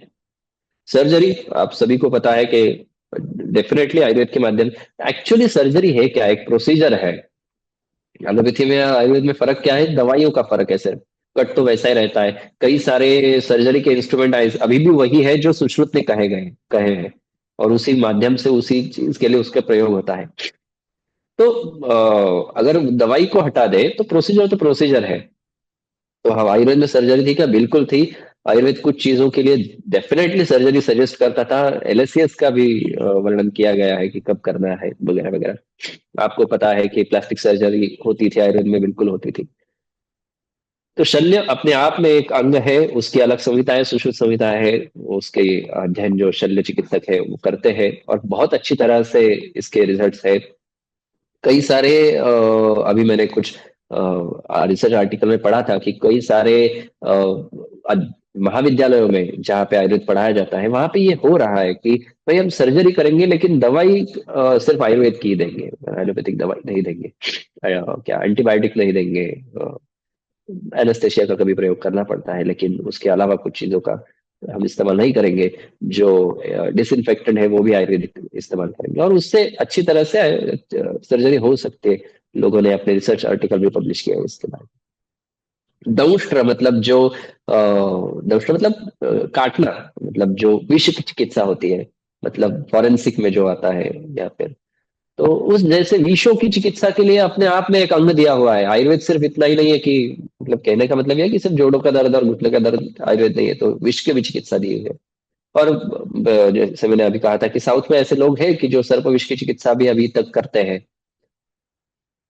जरा और वृषान मतलब जरा मतलब रसायन चिकित्सा, जो वार्धक्य होता है उसकी चिकित्सा, उसके बारे में बाद में कहूंगा मैं। जरा वृषान के बारे में एक अलग स्लाइड में कहूंगा। तो मेरे कहने का मतलब यह है कि आयुर्वेद के बारे में जब हम सोचते हैं तो हमने शुरू किया था कि त्रिदोष क्या होते हैं, आयुर्वेद के सिद्धांत क्या होते हैं। तो जब इनका एप्लीकेशन आता है तो एप्लीकेशन में भी जरूरत क्या है उसके हिसाब से इसके वर्गीकरण करके स्पेसिफिकेशन स्पेशलाइजेशन दिया हुआ है। अभी इसके साथ जो आयुर्वेद की सिलेबस की रचना है इसके हिसाब से कुछ चीजें फॉलो होती है। जो एमडी का स्पेशलाइजेशन वगैरह होता है वो काय चिकित्सा में, बाल रोग में, शल्य में ऐसा होता है। कई चीजें नहीं है, मतलब जैसे जरा रसायन या वाजीकरण, इसमें अभी स्पेसिफिकेशन नहीं है, लेकिन ठीक है। एक और चीज कहना चाहूंगा आयुर्वेद के बारे में। आयुर्वेद जानने के लिए, आयुर्वेद क्या होता है, आयुर्वेद का जीस्ट क्या है, तो उसमें एक महत्वपूर्ण चीज है कि आयुर्वेद किसी चीज को व्याधि को अगर इंटरप्रेट करता है तो वो कैसे करता है। आयुर्वेद अगर समझता है, हमने त्रिदोषों के बारे में देखा कि त्रिदोष होते हैं और त्रिदोषों का काम क्या होता है, तो उनसे व्याधि बनता है। कोई भी व्याधि त्रिदोषों के अलावा नहीं है। लेकिन आपके सामने अगर कोई व्यक्ति आ गया, जैसे मैंने अभी कहा कि वो अ, कल परसों वाला ल्यूकेमिया का पेशेंट आ गया, और कोई डायबिटिक पेशेंट आ गया, कोई और किसी निदान एलोपैथिक निदान के साथ व्यक्ति आ गया, हम क्या करेंगे, आयुर्वेदिक वैद्य को क्या करना चाहिए। तो एक बहुत अच्छा सूत्र है अष्टांग हृदय के सूत्र स्थान का, कि रोगी और रोग दोनों की परीक्षा करनी है। देखिए, ये मैं वाक्य फिर से दोहराता हूं कि रोगी और रोग दोनों की परीक्षा करके निदान करना है। रोगी की परीक्षा मतलब उस इंसान की परीक्षा जिसको व्याधि है उसकी परीक्षा, और रोग की परीक्षा मतलब उसके अंदर शरीर में जो कुछ भी घटित हुआ है, जो कुछ भी उसके स्वास्थ्य से उसके व्याधित होने तक जो कुछ भी बदलाव हुए हैं, उसको समझना। तो इससे पर्सन स्पेसिफिसिटी आ जाती है।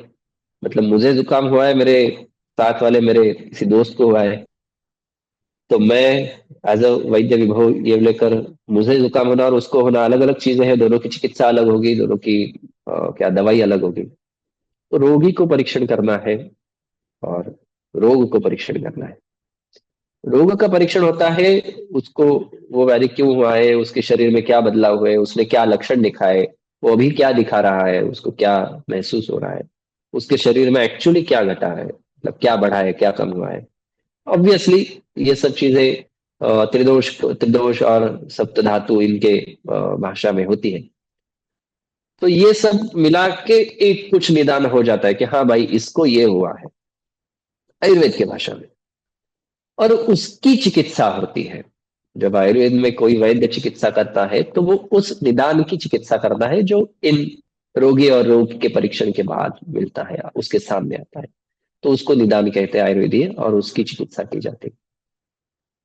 और उसी की चिकित्सा आयुर्वेद में दी हुई है। अगर आप कहोगे कि हाँ भाई, कई लोग पूछते हैं, बिल्कुल पूछते हैं कि हाँ भाई वो हाइपरटेंशन के लिए आयुर्वेद में क्या है, या डायबिटिस के लिए क्या है, एंटी डायबिटिक क्या है, या हमें अमुक फलाना फलाना बीमारी है उसके लिए आयुर्वेद में क्या है। भाई कुछ नहीं है, आयुर्वेद में ऐसा कुछ नहीं है। कैंसर के लिए अगर आयुर्वेद में, कैंसर के लिए कुछ नहीं है। हाँ, उस व्यक्ति को जो कैंसर हुआ है, उस व्यक्ति के उसके शरीर में जो व्याधि है उसके लिए बिल्कुल हम कुछ कर सकते हैं।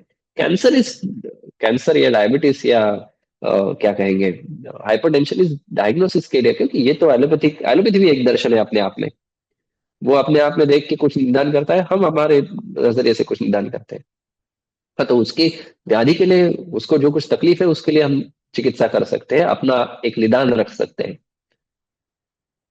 तो ये एक बिल्कुल समझने की बात है कि आयुर्वेद की निदान करने की अपनी सिस्टम है। तो जो रिसर्च के बारे में अगर आयुर्वेद के हिसाब से सोच रहे हैं, या आयुर्वेद समझने के लिए सोच रहे हैं, तो उनकी ये भी जरूरी है कि ये समझ ले कि आयुर्वेद की निदान जो होते हैं ये इन बेसिक प्रिंसिपल्स पे बेस्ड होते हैं। और उस तरह से अगर देखा जाए तो पूरा लॉजिक हम लगा सकते हैं कि ये व्याधि इस कारण हुआ, इसकी ये चिकित्सा है, ये ठीक हो गया।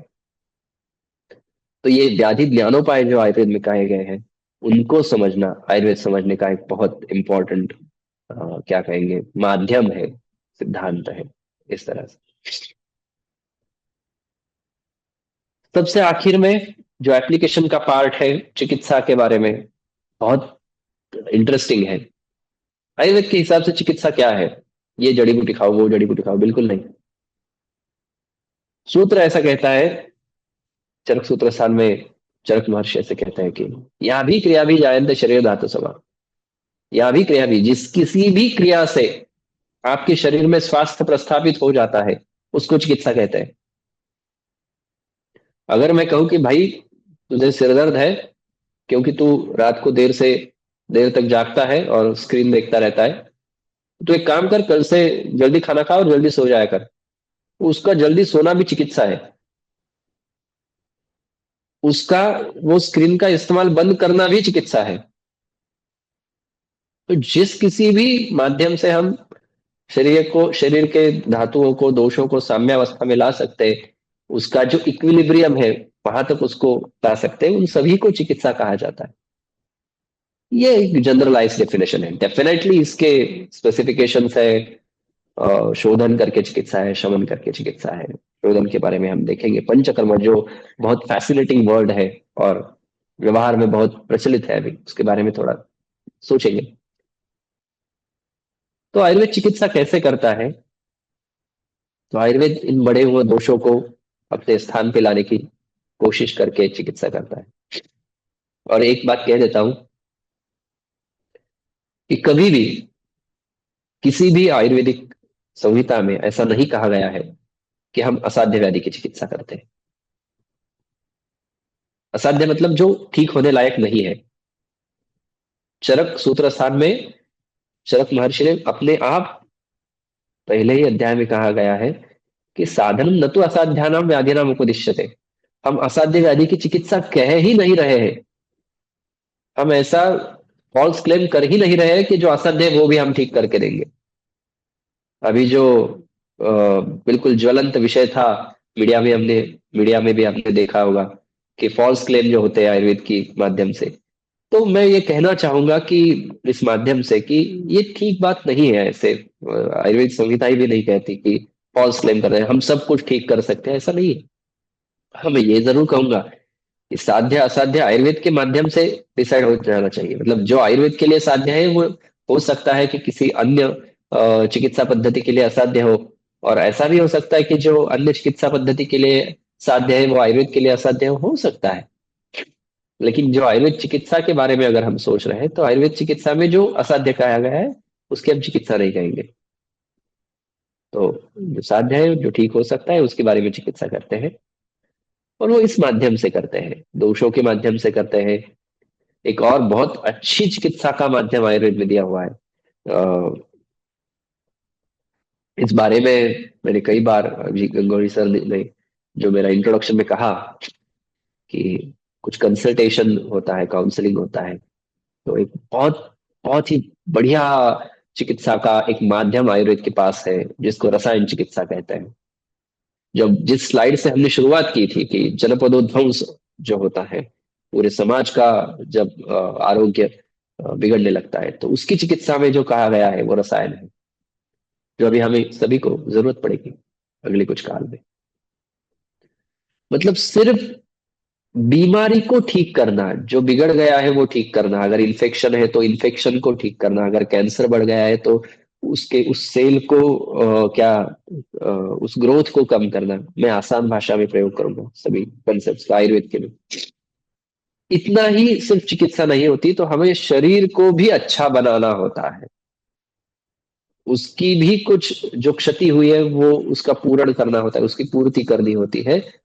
और अच्छा अच्छा मतलब क्वालिटी वाइज अच्छा शरीर बनाना होता है जो स्वास्थ्य को बरकरार रखे। और इस तरह की चिकित्सा आयुर्वेद में बिल्कुल दी हुई है, उसको रसायन चिकित्सा करते हैं। ये मैं सच में कहूंगा कि एक अ, देन है आयुर्वेद की किसी भी पैथी के लिए, एक हेल्थ केयर सिस्टम के लिए, कि अगर आप ये अचीव कर सको। क्योंकि एक लेवल के बाद एक सोच लीजिए कि व्याधि जो होता है वो आपके ही शरीर में है। जब आप व्याधि की चिकित्सा करने जाओगे तो डेफिनेटली जो हम देखते हैं कैंसर की चिकित्सा में कई बार देखते हैं कि जैसे वो व्याधि कुछ लक्षण निर्माण करता है तो उसकी चिकित्सा भी कुछ लक्षण निर्माण करती है। शरीर की क्षति तो होती है, तो उस क्षति को अगर रोका जाए किसी भी व्याधि में, अगर उस क्षति को हम ट्रीट कर सके, उसको पूर्ति कर सके। और अगर हम कुछ कोई बीमारी नहीं भी है और मुझे स्वस्थ रहना है, तो मुझे जो करना है मेरे शरीर को और भी क्वालिटेटिवली बढ़िया बनाना है। तो सबसे अच्छा एप्लीकेशन अगर किसी चीज का आयुर्वेद के सिद्धांतों का हो सकता है, तो मैं कहूंगा कि वो रसायन चिकित्सा है। तो और एक आखिरी आयुर्वेद का बहुत ही ट्रेंडिंग जो चिकित्सा पद्धति है, उसके बारे में कुछ कह के मैं विराम लूंगा। पंचकर्म। कई लोग पूछते हैं कि भाई ये पंचकर्म क्या होता है। पंचकर्म के पैकेजेस मिलते हैं, 7 दिन में, 5 दिन में, 8 दिन में हम सारे पंचकर्म करवा लेंगे। तो ये क्या बला है पंचकर्म करके? देखिए, इन सभी का जो मूल है वो उस सिद्धांत में है, त्रिदोष के सिद्धांत में है कि भाई व्याधि जो बनते हैं वो तो दोषों के कारण बनते हैं। तो दोष बढ़ जाते हैं तो व्याधि निर्माण करते हैं, वो अपने कारणों से बढ़ते हैं।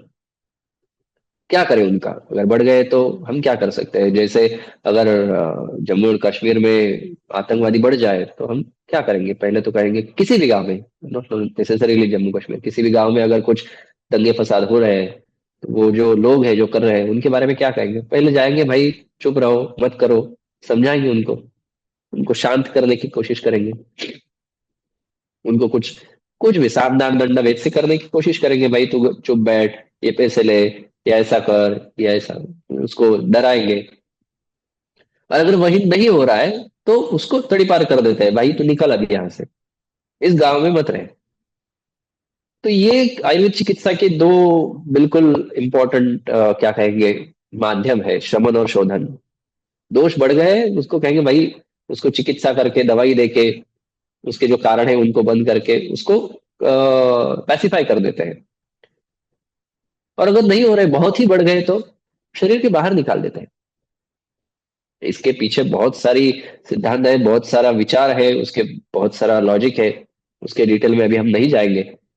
लेकिन ये क्षमता है आयुर्वेद की चिकित्सा की कि भाई वो जिस कारण व्याधि हुआ है उस कारण को शरीर, दोषों को, बढ़े हुए दोषों को शरीर के बाहर निकाल सकता है। और इसका बहुत बढ़िया जो एक्सपीरियंस आता है वो जब हम स्किन डिसीजेस को ट्रीट करते हैं तब आता है।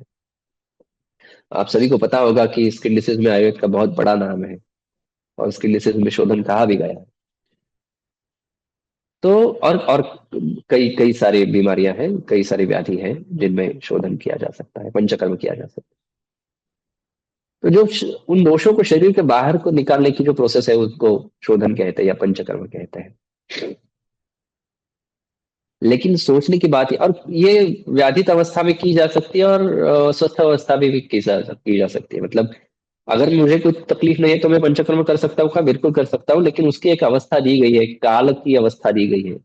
भाई तुम्हारे शरीर में उतने बढ़े हुए दोष होने चाहिए, और उस काल में जब वो बाहर निकालने के, वो ऋतुचर्या में उसका वर्णन है विस्तार से कि अभी भाई वसंत आ रहा है तो कफ का शोधन कर लो, शरद अभी शुरू है तो आपने देखा होगा, अगर किसी भी आयुर्वेद कॉलेज में अभी आप जाके देखोगे तो शारद शरद ऋतु का मतलब शारदीय पंचकर्म शुरू होता है, विरेचन चल रहा होता है। तो उसका काल दिया हुआ है स्वस्थ व्यक्ति के लिए, और व्याधित व्यक्ति के लिए उसकी जो अवस्था होगी, जो जरूरत होगी उसके हिसाब से। तो पंचकर्म अपने आप में आयुर्वेद की एक बहुत बड़ी स्ट्रेंथ है, चिकित्सा के हिसाब से है, दोनों मतलब स्वस्थ के स्वास्थ्य रक्षण के लिए भी और चिकित्सा के लिए भी। और लेकिन उसके नियम है, जैसे मैंने अभी पहले मेरे स्लाइड से कहता आ रहा हूँ कि आयुर्वेदिक चिकित्सा के अपने आप में कुछ नियम है। तो 5 दिन में 5 पंचकर्म नहीं हो सकते, एक एक ग्रंथ के हिसाब से दिए हुए पंचकर्म करने को वक्त लगता है, उसकी योग्यता अयोग्यता होती है। लेकिन ये इतनी काबिल चिकित्सा है कि ये जो हमारा फेवरेट स्टेटमेंट है कि जड़ से निकाल देती है। जी हाँ बिल्कुल, व्याधि को जड़ से निकाल देती है। तो अगर हम कंसाइज करें, हम क्या देखा हमने अभी, मतलब आज के इस सेशन में आयुर्वेद के बारे में क्या जाना, तो मैं जरूर कहूंगा कि आयुर्वेद की तरह, आयुर्वेद क्या है तो एक देखने का नजरिया है, सोचने का नजरिया है, इंटरप्रीट करने का नजरिया है। आयु को मतलब हमारे जीवन काल को, और इस जीवन काल में जो कुछ भी आता है, हमारे हम स्वस्थ रहते हैं तो स्वास्थ्य को इंटरप्रेट करने के लिए, व्याधि थे तो व्याधि को इंटरप्रेट करने के लिए। सॉरी, उसको इंटरप्रेट करने के बाद अगर उसमें कुछ बदलाव करने हैं, तो वो बदलाव करने के जो माध्यम है, मतलब चिकित्सा के जो माध्यम है, उसको इंटरप्रेट करने के लिए जो व्याधि के ज्ञानोपाय है, मतलब किस भाषा में उसको इंटरप्रेट करें, कैसे करें, ये सब मिला के आयुर्वेद बनता है। जब मुझे यह विषय दिया गया था आज के माध्यम व्याख्यान के लिए, तो मैं ये सोच रहा था कि क्या रखो, सामने रखने का विषय क्या है। तो कंक्लूजन ये था कि आयुर्वेद, जो एक्चुअल आयुर्वेद है एज ए प्रिंसिपल, उसको सामने रखा जाए, उसको क्या उसका विवरण किया जाए। तो मेरे हिसाब से आज के इस व्याख्या, आई थिंक 1 घंटा हो गया है, तो इस विवेचन के साथ मैं मेरे व्याख्यान को विराम देता हूँ। और कोई भी प्रश्न है तो आप पूछ सकते हैं, बिल्कुल।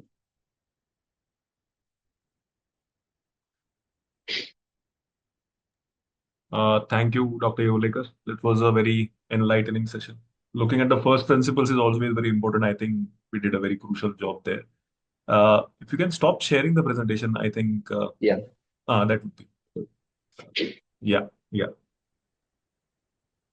Yes, as always, any questions and queries, you can just unmute yourself and ask any questions. I think there were quite a few questions regarding uh, what are the practices that we should take up while living a holistic and healthy life in the previous session. So many of you were curious. So I would request you to ask. Uh, definitely. yes, yes, yes. It was about diet ना? Some questions were regarding diet. Some questions were okay, regarding okay, okay, okay, okay. या तो ये अच्छा समय है क्योंकि बिल्कुल, बिल्कुल, वैद्य, बिल्कुल। हाँ वैद्य चिन्मय का अप्रोच अलग था, but I think Vibhav ji यहाँ ही can be a best person to answer those. Definitely. और बहुत अच्छा क्वेश्चन है, क्योंकि मेरे इंस्टाग्राम के अकाउंट पे मैंने एक फाइल सेव करने के लिए एक फोल्डर बना के रखा है, जिसको इंस्टाग्राम बकवास करके मैं रखता हूँ। और जो कुछ भी आता जाता रहता है उसमें डालता रहता हूँ। इसी क्वेश्चन को आंसर करने के लिए कि जब हम हेल्दी डाइट के बारे में सोचते हैं तो किस किन चीजों के बारे में सोचना चाहिए। मैं ये कहना चाहता हूं, और मुझे नहीं लगता कि ये कहना बहुत ज्यादा धारिष्ट का क्या वक्तव्य होगा, या या कुछ ज्यादा कह जाऊंगा, बहुत ईगो होगा। लेकिन आयुर्वेद की माध्यम से डाइट को जितने अच्छी तरह से समझा गया है, शायद ही किसी और माध्यम से समझा गया होगा। क्योंकि जैसे मैंने अभी उसका उल्लेख किया था कि गुण के हिसाब से सोचा जाता है। तो जब कभी भी हम किसी चीज के डाइटरी किसी चीज के बारे में सोचते हैं, एक रेफरेंस दे देता हूँ। जो जिज्ञासु है वो जाके देखे, उसके बारे में पढ़े।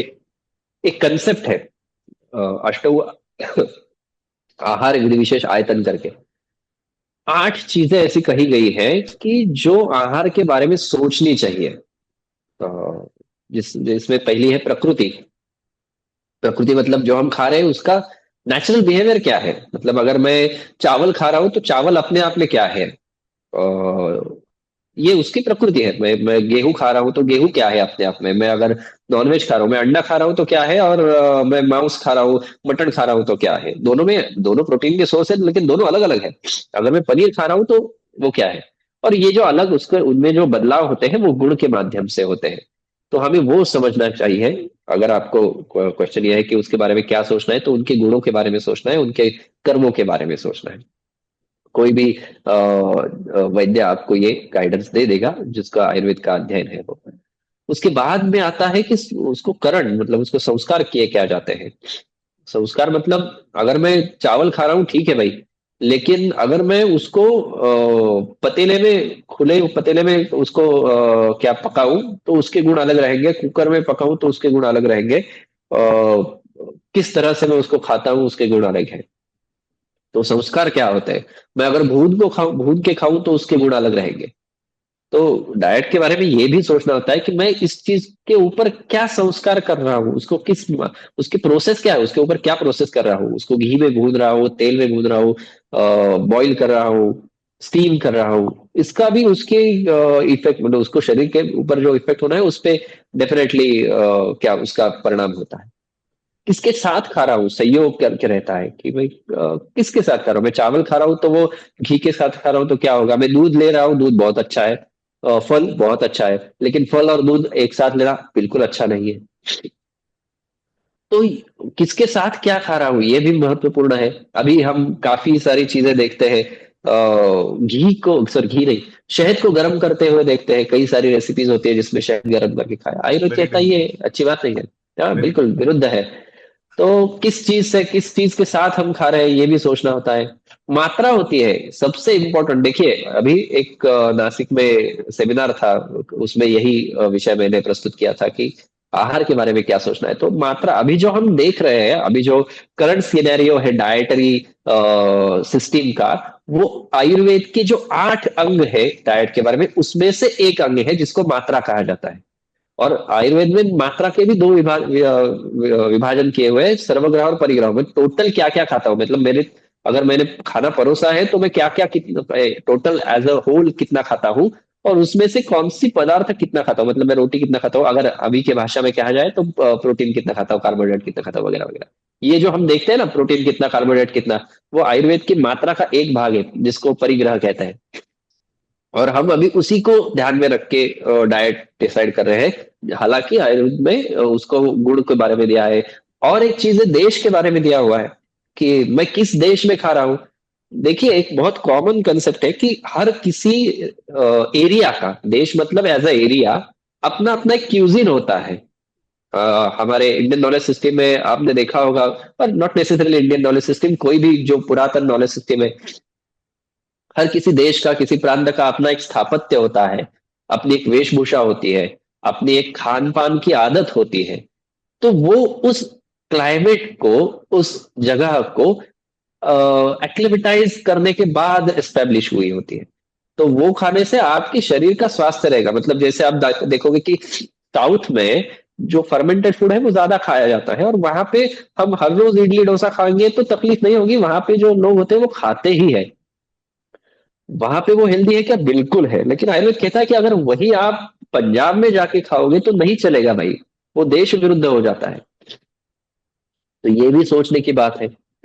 तो ऐसी कई वय के हिसाब से देखा जाता है। तो अगर हम डाइट के हिसाब से देखते हैं तो एक्चुअली ये सब चीजें हैं, ये सब प्रिंसिपल्स है जिनको देखने के बाद डिसाइड होता है कि ये मेरे लिए हितकर है या नहीं। इसके इन सभी जो अष्ट आहार विधि विशेष आयतन में, उसके सबसे आखिर में है कि जो उपयोक्ता है, मैं खुद, ये सब चीजों के बाद भी जो व्यक्ति उसको कंज्यूम करने वाला है, उसके हिसाब से भी चीजें बदलती है, उसकी ऋतु के हिसाब से प्रेफरेंस। भी बदलते हैं।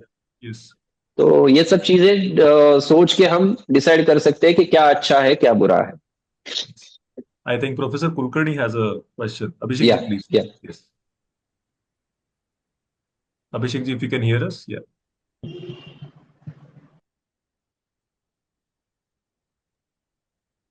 Namaste, am I audible? Yes, sir, you are. Yes, yes.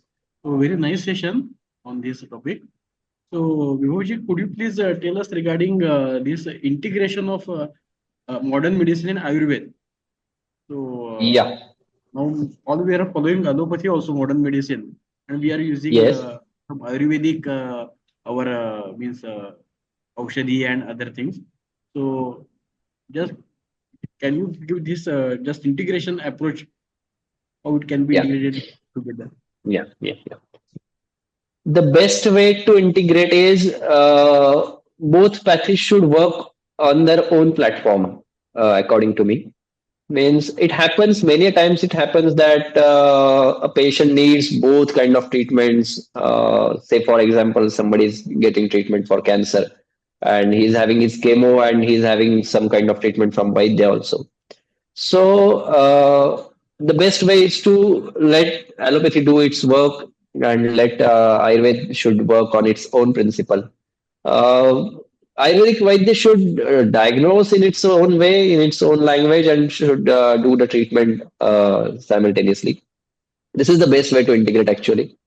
Because what happens is, what naturally generally happens is, if you try to treat allopathic diagnosis, any kind of diagnosis, say normal cold or throat infection, or from throat infection to respiratory tract infection to cancer or anything, autoimmune disease.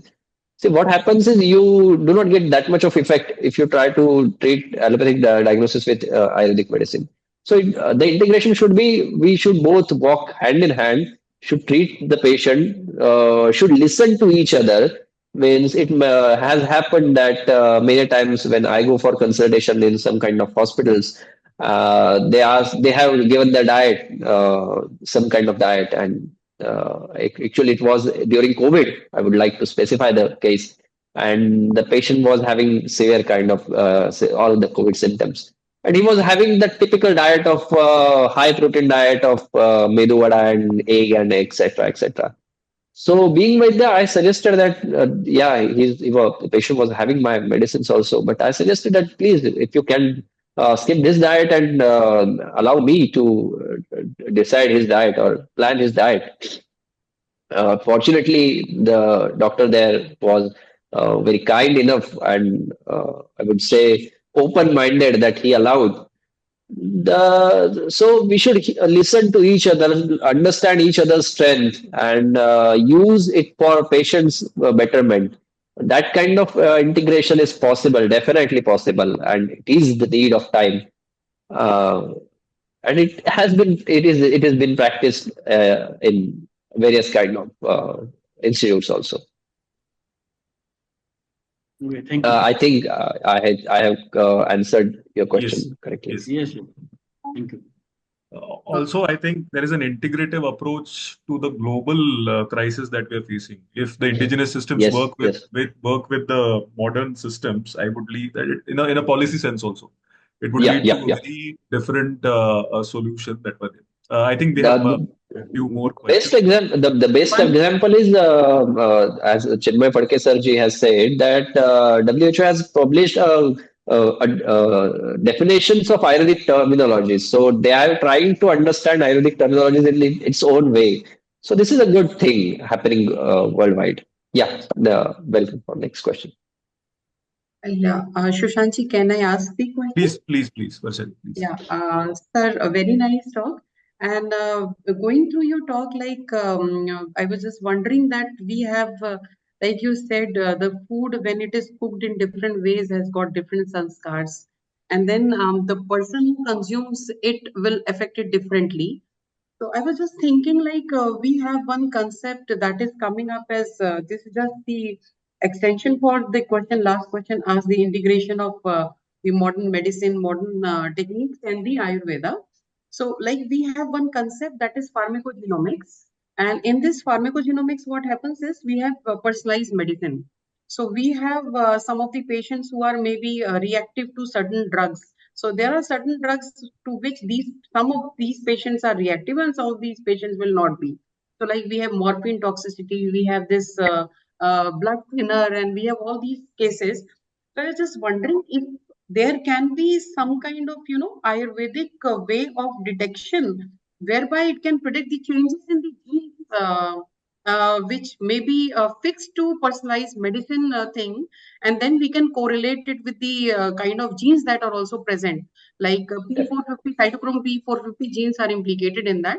इसमें मतलब कुछ ऐसा है आयुर्वेदा में कि हम लोग इस तरीके से कुछ ग्रुपिंग कर सकें उनकी, जैसे कि और फिर हम उनके जीन्स चेक करके देख सकें कि क्या सच में अगर ये डिफरेंसेस आ रहे हैं तो क्या जीन्स या कुछ उसमें लेना देना है, कुछ इस पे कर सकते हैं क्या? जी definitely we can work on it see इस तरह का इंटीग्रेशन होना चाहिए कि जब अगर मैं वैद्य हूं तो मैं मेरे तरफ से ऐसे, जो अभी मैंने स्लाइड में दिखाया था कि व्याधि नानोपाय होते हैं, उससे पहले भी दोषों की अवस्थाओं के बारे में, तो आपने जो कैटेगराइजेशन कहा है कि अगर आप कुछ स्पेसिफाई कर सकते हैं क्या कि इनके बारे में ये हो सकता है, इनके बारे में ये लक्षण निर्माण हो सकते हैं, या ये these are susceptible for these kind of what we say symptoms और रिएक्शंस, तो ये आयुर्वेद के माध्यम से प्रेडिक्ट किया जा सकता है बिल्कुल।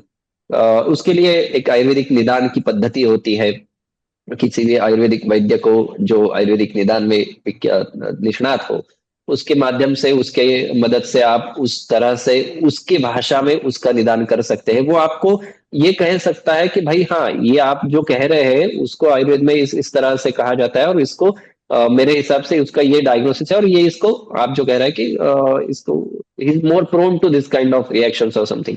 तो बिल्कुल इसको देखा जा सकता है। उसके लिए जैसे मैंने कहा कि उसके शरीर को समझना पड़ेगा, प्रकृति को समझना पड़ेगा, उसके आहार विहार को, उसकी दोषों की स्थिति को समझना पड़ेगा, और अगर इन सब चीजों को समझा जाए तो बिल्कुल ये प्रेडिक्ट किया जा सकता है। इसके सर मैं इसमें एक चीज करती हूँ, अगर मुझे कुछ जी डेटा, क्योंकि अभी ये टॉक के बीच में ही इसके ऊपर हम लोग अभी काम नहीं करते हैं, बट अगर जी मैं कुछ डेटा क्लिनिकली इकट्ठा कर सकती हूँ इस पे, तो मैं इकट्ठा बिल्कुल। करके आपके साथ कम्युनिकेट करती हूँ, और फिर हम देखते हैं कि हम इनको किसी भी रूप में आयुर्वेदा की जी हेल्प से जी जी कुछ जी कर जी पाएंगे, जी तो फिर हम लोग और पेशेंट्स को रिक्रूट करके जो आपके साथ जी हैं, जी हम लोग बिल्कुल के बिल्कुल साथ कर हैं, सकते हैं। उनको करके फिर बिल्कुल देखते हैं we can come up with some constructive thing in terms of predictions of the माने फार्माकोजेनोमिक अप्रोचेस फॉर इंडिविजुअलाइज और पर्सनलाइज मेडिसिन। तो इसमें डेफिनेटली डेफिनेटली। सुशांत जी, मैं रिक्वेस्ट करूंगी सर का एक बार ईमेल आईडी और फोन नंबर भी आप प्लीज अगर शेयर कर दें, तो हम लोग जी एक बार जी इसके ऊपर, एक बार हमने शुरू नहीं किया है, बट हम किसी जी स्टूडेंट को लगा के कैटेगरीज बना के सर के साथ डिस्कस कर सकते हैं। देखते हैं अगर हम लोग कुछ कर पाते हैं इसमें बिल्कुल बिल्कुल आयुर्वेद और बिल्कुल मतलब बायोटेक्नोलॉजी के कुछ अप्रोचेस की हेल्प से। बिल्कुल। Sushant ji, thank you sir. I will also share all the contacts and emails. Any of I think the speakers are more than happy to be in touch with on grounds of research. Any more questions? I think Anika ji has to ask the question. Hello, am I audible? But your Yeah. voice is a bit feeble, ma'am. You speak up थोड़ा सा. हम सलाह आपकी कर आवाज. कि आयुर्वेद में क्या जो आपकी रसायन चिकित्सा है, तो जी जो डिफरेंट ड्रग्स हैं, जो आपकी औषधियां हैं, वो अलग अलग प्रारूप में, अलग अलग रूप में उनका प्रयोग किया जाता है। जैसे चूर्ण है, आसव है, या आपका काढ़ा है, कि उनका लेने का जो एक होता नहीं, processing of the Ayurvedic medicine is very important thing. तो क्या आयुर्वेद में, क्योंकि मैंने पढ़ा नहीं है, तो क्या आयुर्वेद में आफ्टर फॉर एग्जांपल आसवन, what are the constituents which are effective for particular disease? It is already described or it still remains to describe? आप क्वेश्चन का जो आखिरी पार्ट है वो जरा स्पष्ट करेंगे फिर से? मतलब मुझे आपका प्रिसाइज क्वेश्चन नहीं समझ में आया। हाँ, मैं ये पूछना चाह रही हूँ कि जो मेडिसिन हैं, औषधियां हैं, वो जैसे आसव है, उनका प्रयोग अलग किया जाता है, काढ़ा है जी उनका किया जाता है, चूर्ण है उनका मधु के साथ किया गया, कभी किसी और जी जी जी के साथ, दूध के साथ किया गया। तो ये एक प्रोसेसिंग है, मेडिसिन की प्रोसेसिंग है, आफ्टर प्रोसेसिंग इट वर्क्स। तो क्या डेफिनेटली में विस्तृत विस्तृत इसका जो है ब्यौरा मौजूद है, कि आसवन के जी बाद जी जी उस प्लांट के विच आर एक्चुअली इफेक्टिव? जैसे अब हम लोग जी जाते जी जी जी जी हैं एरोमेटिक प्लांट्स में, इतना आया फिनोलिक्स है, they works against this disease. तो क्या ये भी मौजूद है? क्योंकि Indian knowledge system, I remember one story that is associated with Pradyumna, the son of lord Krishna. और शिशु अवस्था से किशोरावस्था में विद इन सम आवर्स जो है, एक उस समय बहुत बड़ी रसायन शास्त्री होती है, सिर्फ एक स्टोरी है कि भानुमति थी, उन्होंने जो है सिर्फ रसायनों का प्रयोग करके और शिशु अवस्था से किशोरावस्था में पहुंचा दिया। एंड दैट इज, अगर स्टोरी सुने तो सिर्फ काल्पनिक लगती है, but it is actually a very high level क्या कहते हैं, experiment which works on our gene, not only gene but the regulation of the gene, and it correlates with yes yes occurs during development of the body. So क्या इस तरह का कोई विस्तृत विवरण किसी भी आयुर्वेद से रिलेटेड, जो अथर्ववेद में ही है शायद ये, उसमें इसका विस्तृत ब्यौरा मौजूद है क्या हमारे पास? जी जैसे मैंने अभी अष्टांग आयुर्वेद का वर्णन किया था, तो उसके जो सब पार्ट्स है उसमें एक बहुत इंपॉर्टेंट पार्ट है कि औषधि निर्माण जो होता है उसकी अलग संहिताएं भी है। जैसे शारंगधर संहिता करके हो गई, जो औषधि निर्माण के बारे में ही विस्तार से कहती है, प्रोसेस के बारे में कहती है कि किस तरह का काढ़ा कैसे बनाना है, किस इफेक्ट के लिए कौन सा, किस तरह से मतलब पानी का प्रमाण कितना होना चाहिए, या फिर आसवारिष्ट करना है तो कैसे आसवारिष्ट करना है, वगैरह वगैरह। तो प्रोसेस के लिए अपने आप में विस्तृत ग्रंथ है, उसमें उसका विवरण दिया हुआ है। उसका जो एप्लीकेशन है वो एक्चुअल ग्रंथों में दिया हुआ है, मतलब जो बृहत संहिता है, बृहत त्रयी है, या फिर लघु त्रयी भी, मतलब चरक सुश्रुत वाग्भट जो है, उनमें इन एप्लीकेशन के बारे में दिया होता है। मतलब अगर आप एग्जाम्पल के लिए देखेंगे तो आयुर्वेद में अगर आप सोचोगे कि ग्रहणी करके एक व्याधि दिया हुआ है, जिसको जो अग्नि मतलब हमारे जो आहार पचन की क्षमता होती है उसके विकृति के कारण होने वाला व्याधि है। मैं इतना ही कहूंगा मैं उसके बारे में। I won't correlate with any kind of allopathic diagnosis. Though it is correlated with IBS, but let it be. तो उसके बारे में जो चिकित्सा दी है तो उसमें घृतों का वर्णन अधिक है या चूर्णों का वर्णन अधिक है। घृत मतलब घृत कल्पना, जो सिद्ध घृत होते हैं, अलग अलग दवाइयों से सिद्ध किए हुए गाय का घी जो होता है, या चूर्ण होते हैं, या फिर किसी अलग व्याधि में आसवारिष्ट का वर्णन है। तो उस अधिकरण में मतलब उस व्याधि के चिकित्सा में इस तरह से विवरण दिया हुआ होता है और उसका विस्तार किया हुआ होता है।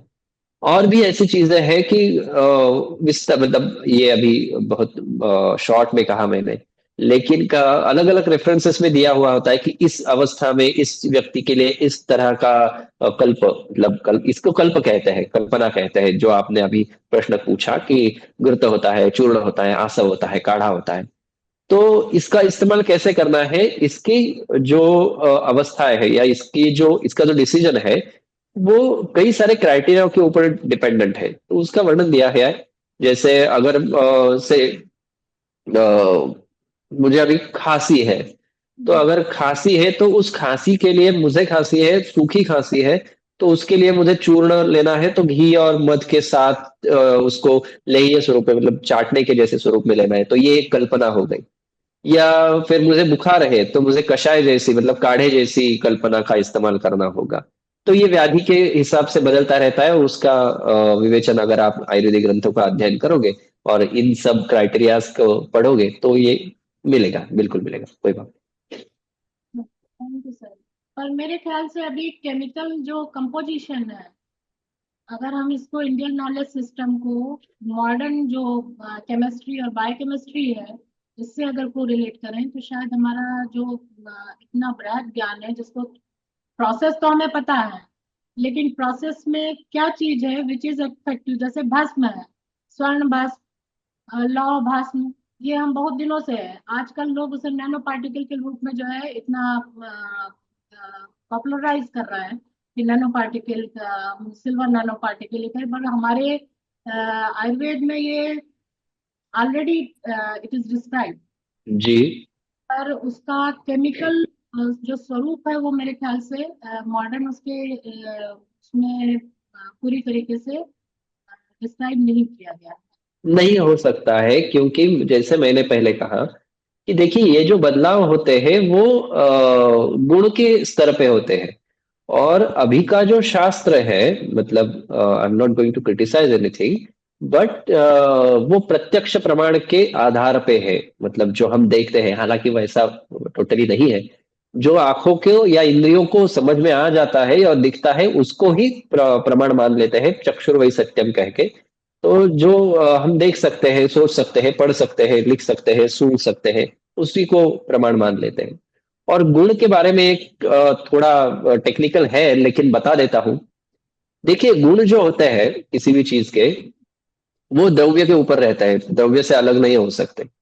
और unless and until you separate something from a certain thing, you cannot prove it that it exist.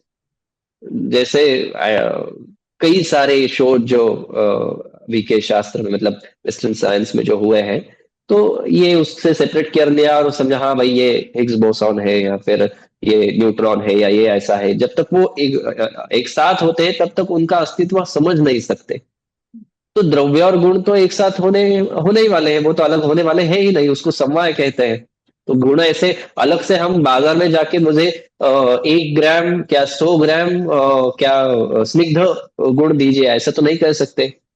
तो जो सेपरेट नहीं किया जा सकता उसको अभी का, मैं कह रहा हूं अभी की जो हमारे पास उपलब्ध सामग्री है शास्त्र विज्ञान के पास, वो उसको सेपरेट करके समझ नहीं सकती, इसलिए उसका एनालिसिस नहीं हो सकता। शायद बाद में हो सके। तो ये जो बदलाव होते हैं वो गुणों के स्तर पे होते हैं, और डेफिनेटली वो होते हैं क्योंकि उसका रिजल्ट दिखता है। भस्म के बारे में कहना चाहूंगा कि भस्म नैनो पार्टिकल्स फॉर्मेट में होते हैं, बिल्कुल होते हैं, लेकिन उनका साइज सिर्फ इम्पोर्टेंट नहीं है। मेरे कई सारे दोस्त हैं जो इस क्षेत्र में काम कर रहे हैं, कई सारे ऐसे वैद्य हैं जो भस्म पे ही चिकित्सा करते हैं और इंटरनेशनली रिनाउंड है। तो भस्म के बारे में एक होता है कि भस्म को आयुर्वेदिक वनस्पतियों के साथ उन चूर्णों को, धातुओं के बहुत सारा संस्कार किया जाता है, अग्नि दिया जाता है, उसको पुटपाक कहते हैं। तो उस संस्कार के कारण उनके गुण बदल जाते हैं। वो सिर्फ धातु का चूर्ण नहीं रहता जला हुआ, वो अलग गुण का अलग द्रव्य बन जाता है और वो भस्म होता है। और इसीलिए ये इंपॉर्टेंट है कि केमिकली बनाया हुआ भस्म और आयुर्वेदिक पद्धति से बनाया हुआ भस्म, उसका केमिकल कंपोजिशन एक ही रहेगा, लेकिन वो गुणतः अलग अलग रहेगा। बिल्कुल आसान एग्जांपल दे देता हूँ। सादा नॉर्मल वाटर जो उबाल कर आधा घटाया हुआ है वो वाटर पानी, और सादा पानी, पानी तो पानी ही है, लेकिन उनके गुणों में फर्क दिया हुआ है। तो वैसा ही भस्म के बारे में होता है। डेफिनेटली गुणों के माध्यम से इनको समझा जा सकता है। There are interesting questions in the chat. You can see. Yeah. Out to them. If you can see that screen. Yes, I can see that. Okay, I wanted to ask if while taking Ayurvedic medicine, we can take allopathic medicine also, or we should not take them at the same time. I would suggest that you should not take them at the same time because both have their own way of action. Yes, definitely you can take both medicines while taking another kind of medicine, but not simultaneously. You should have some kind of, I would say, time gap between them.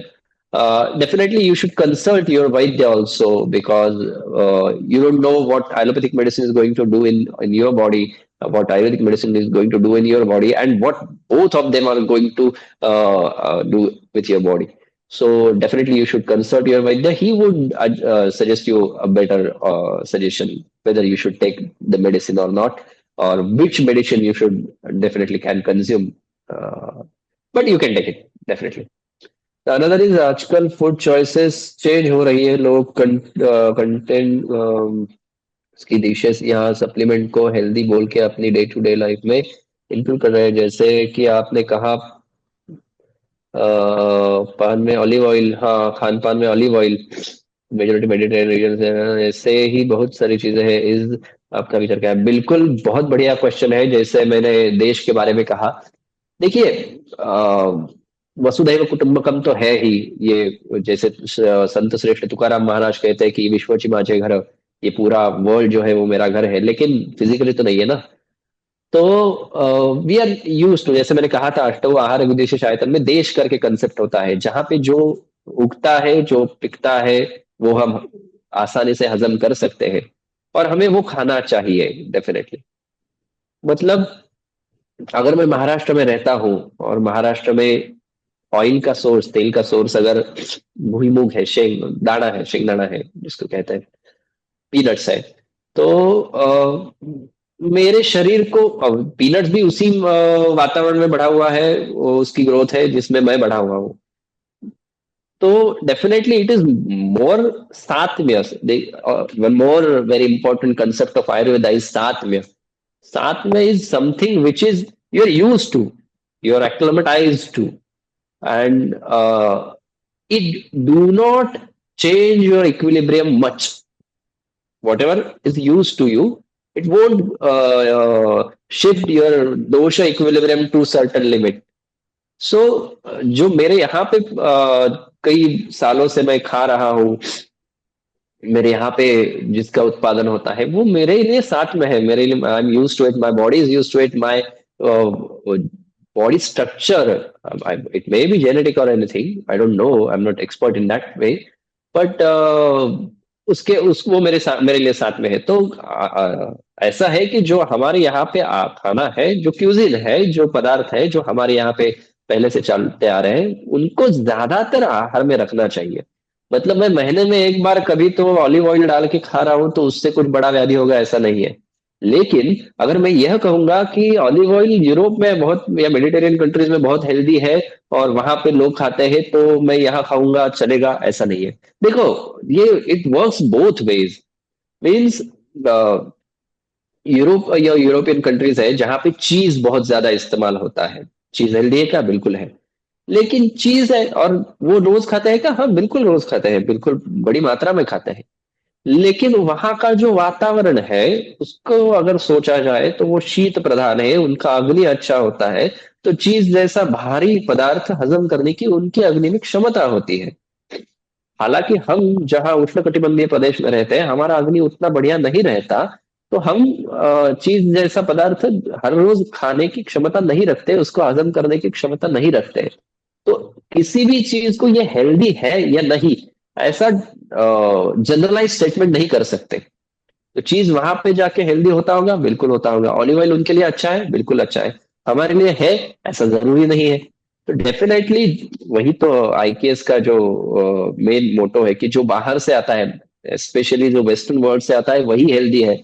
ऐसा करके जो हम उसको blindly follow करते हैं, वो बिल्कुल रोकना चाहिए। हमारे ओरिजिनल डाइट पे शिफ्ट होना चाहिए, हमारे ओरिजिनल डाइट की पद्धति पे भी शिफ्ट होना चाहिए। जाते हुए एक बात बिल्कुल कहना चाहूंगा कि ब्रेकफास्ट ये इंडियन कंसेप्ट ही नहीं है।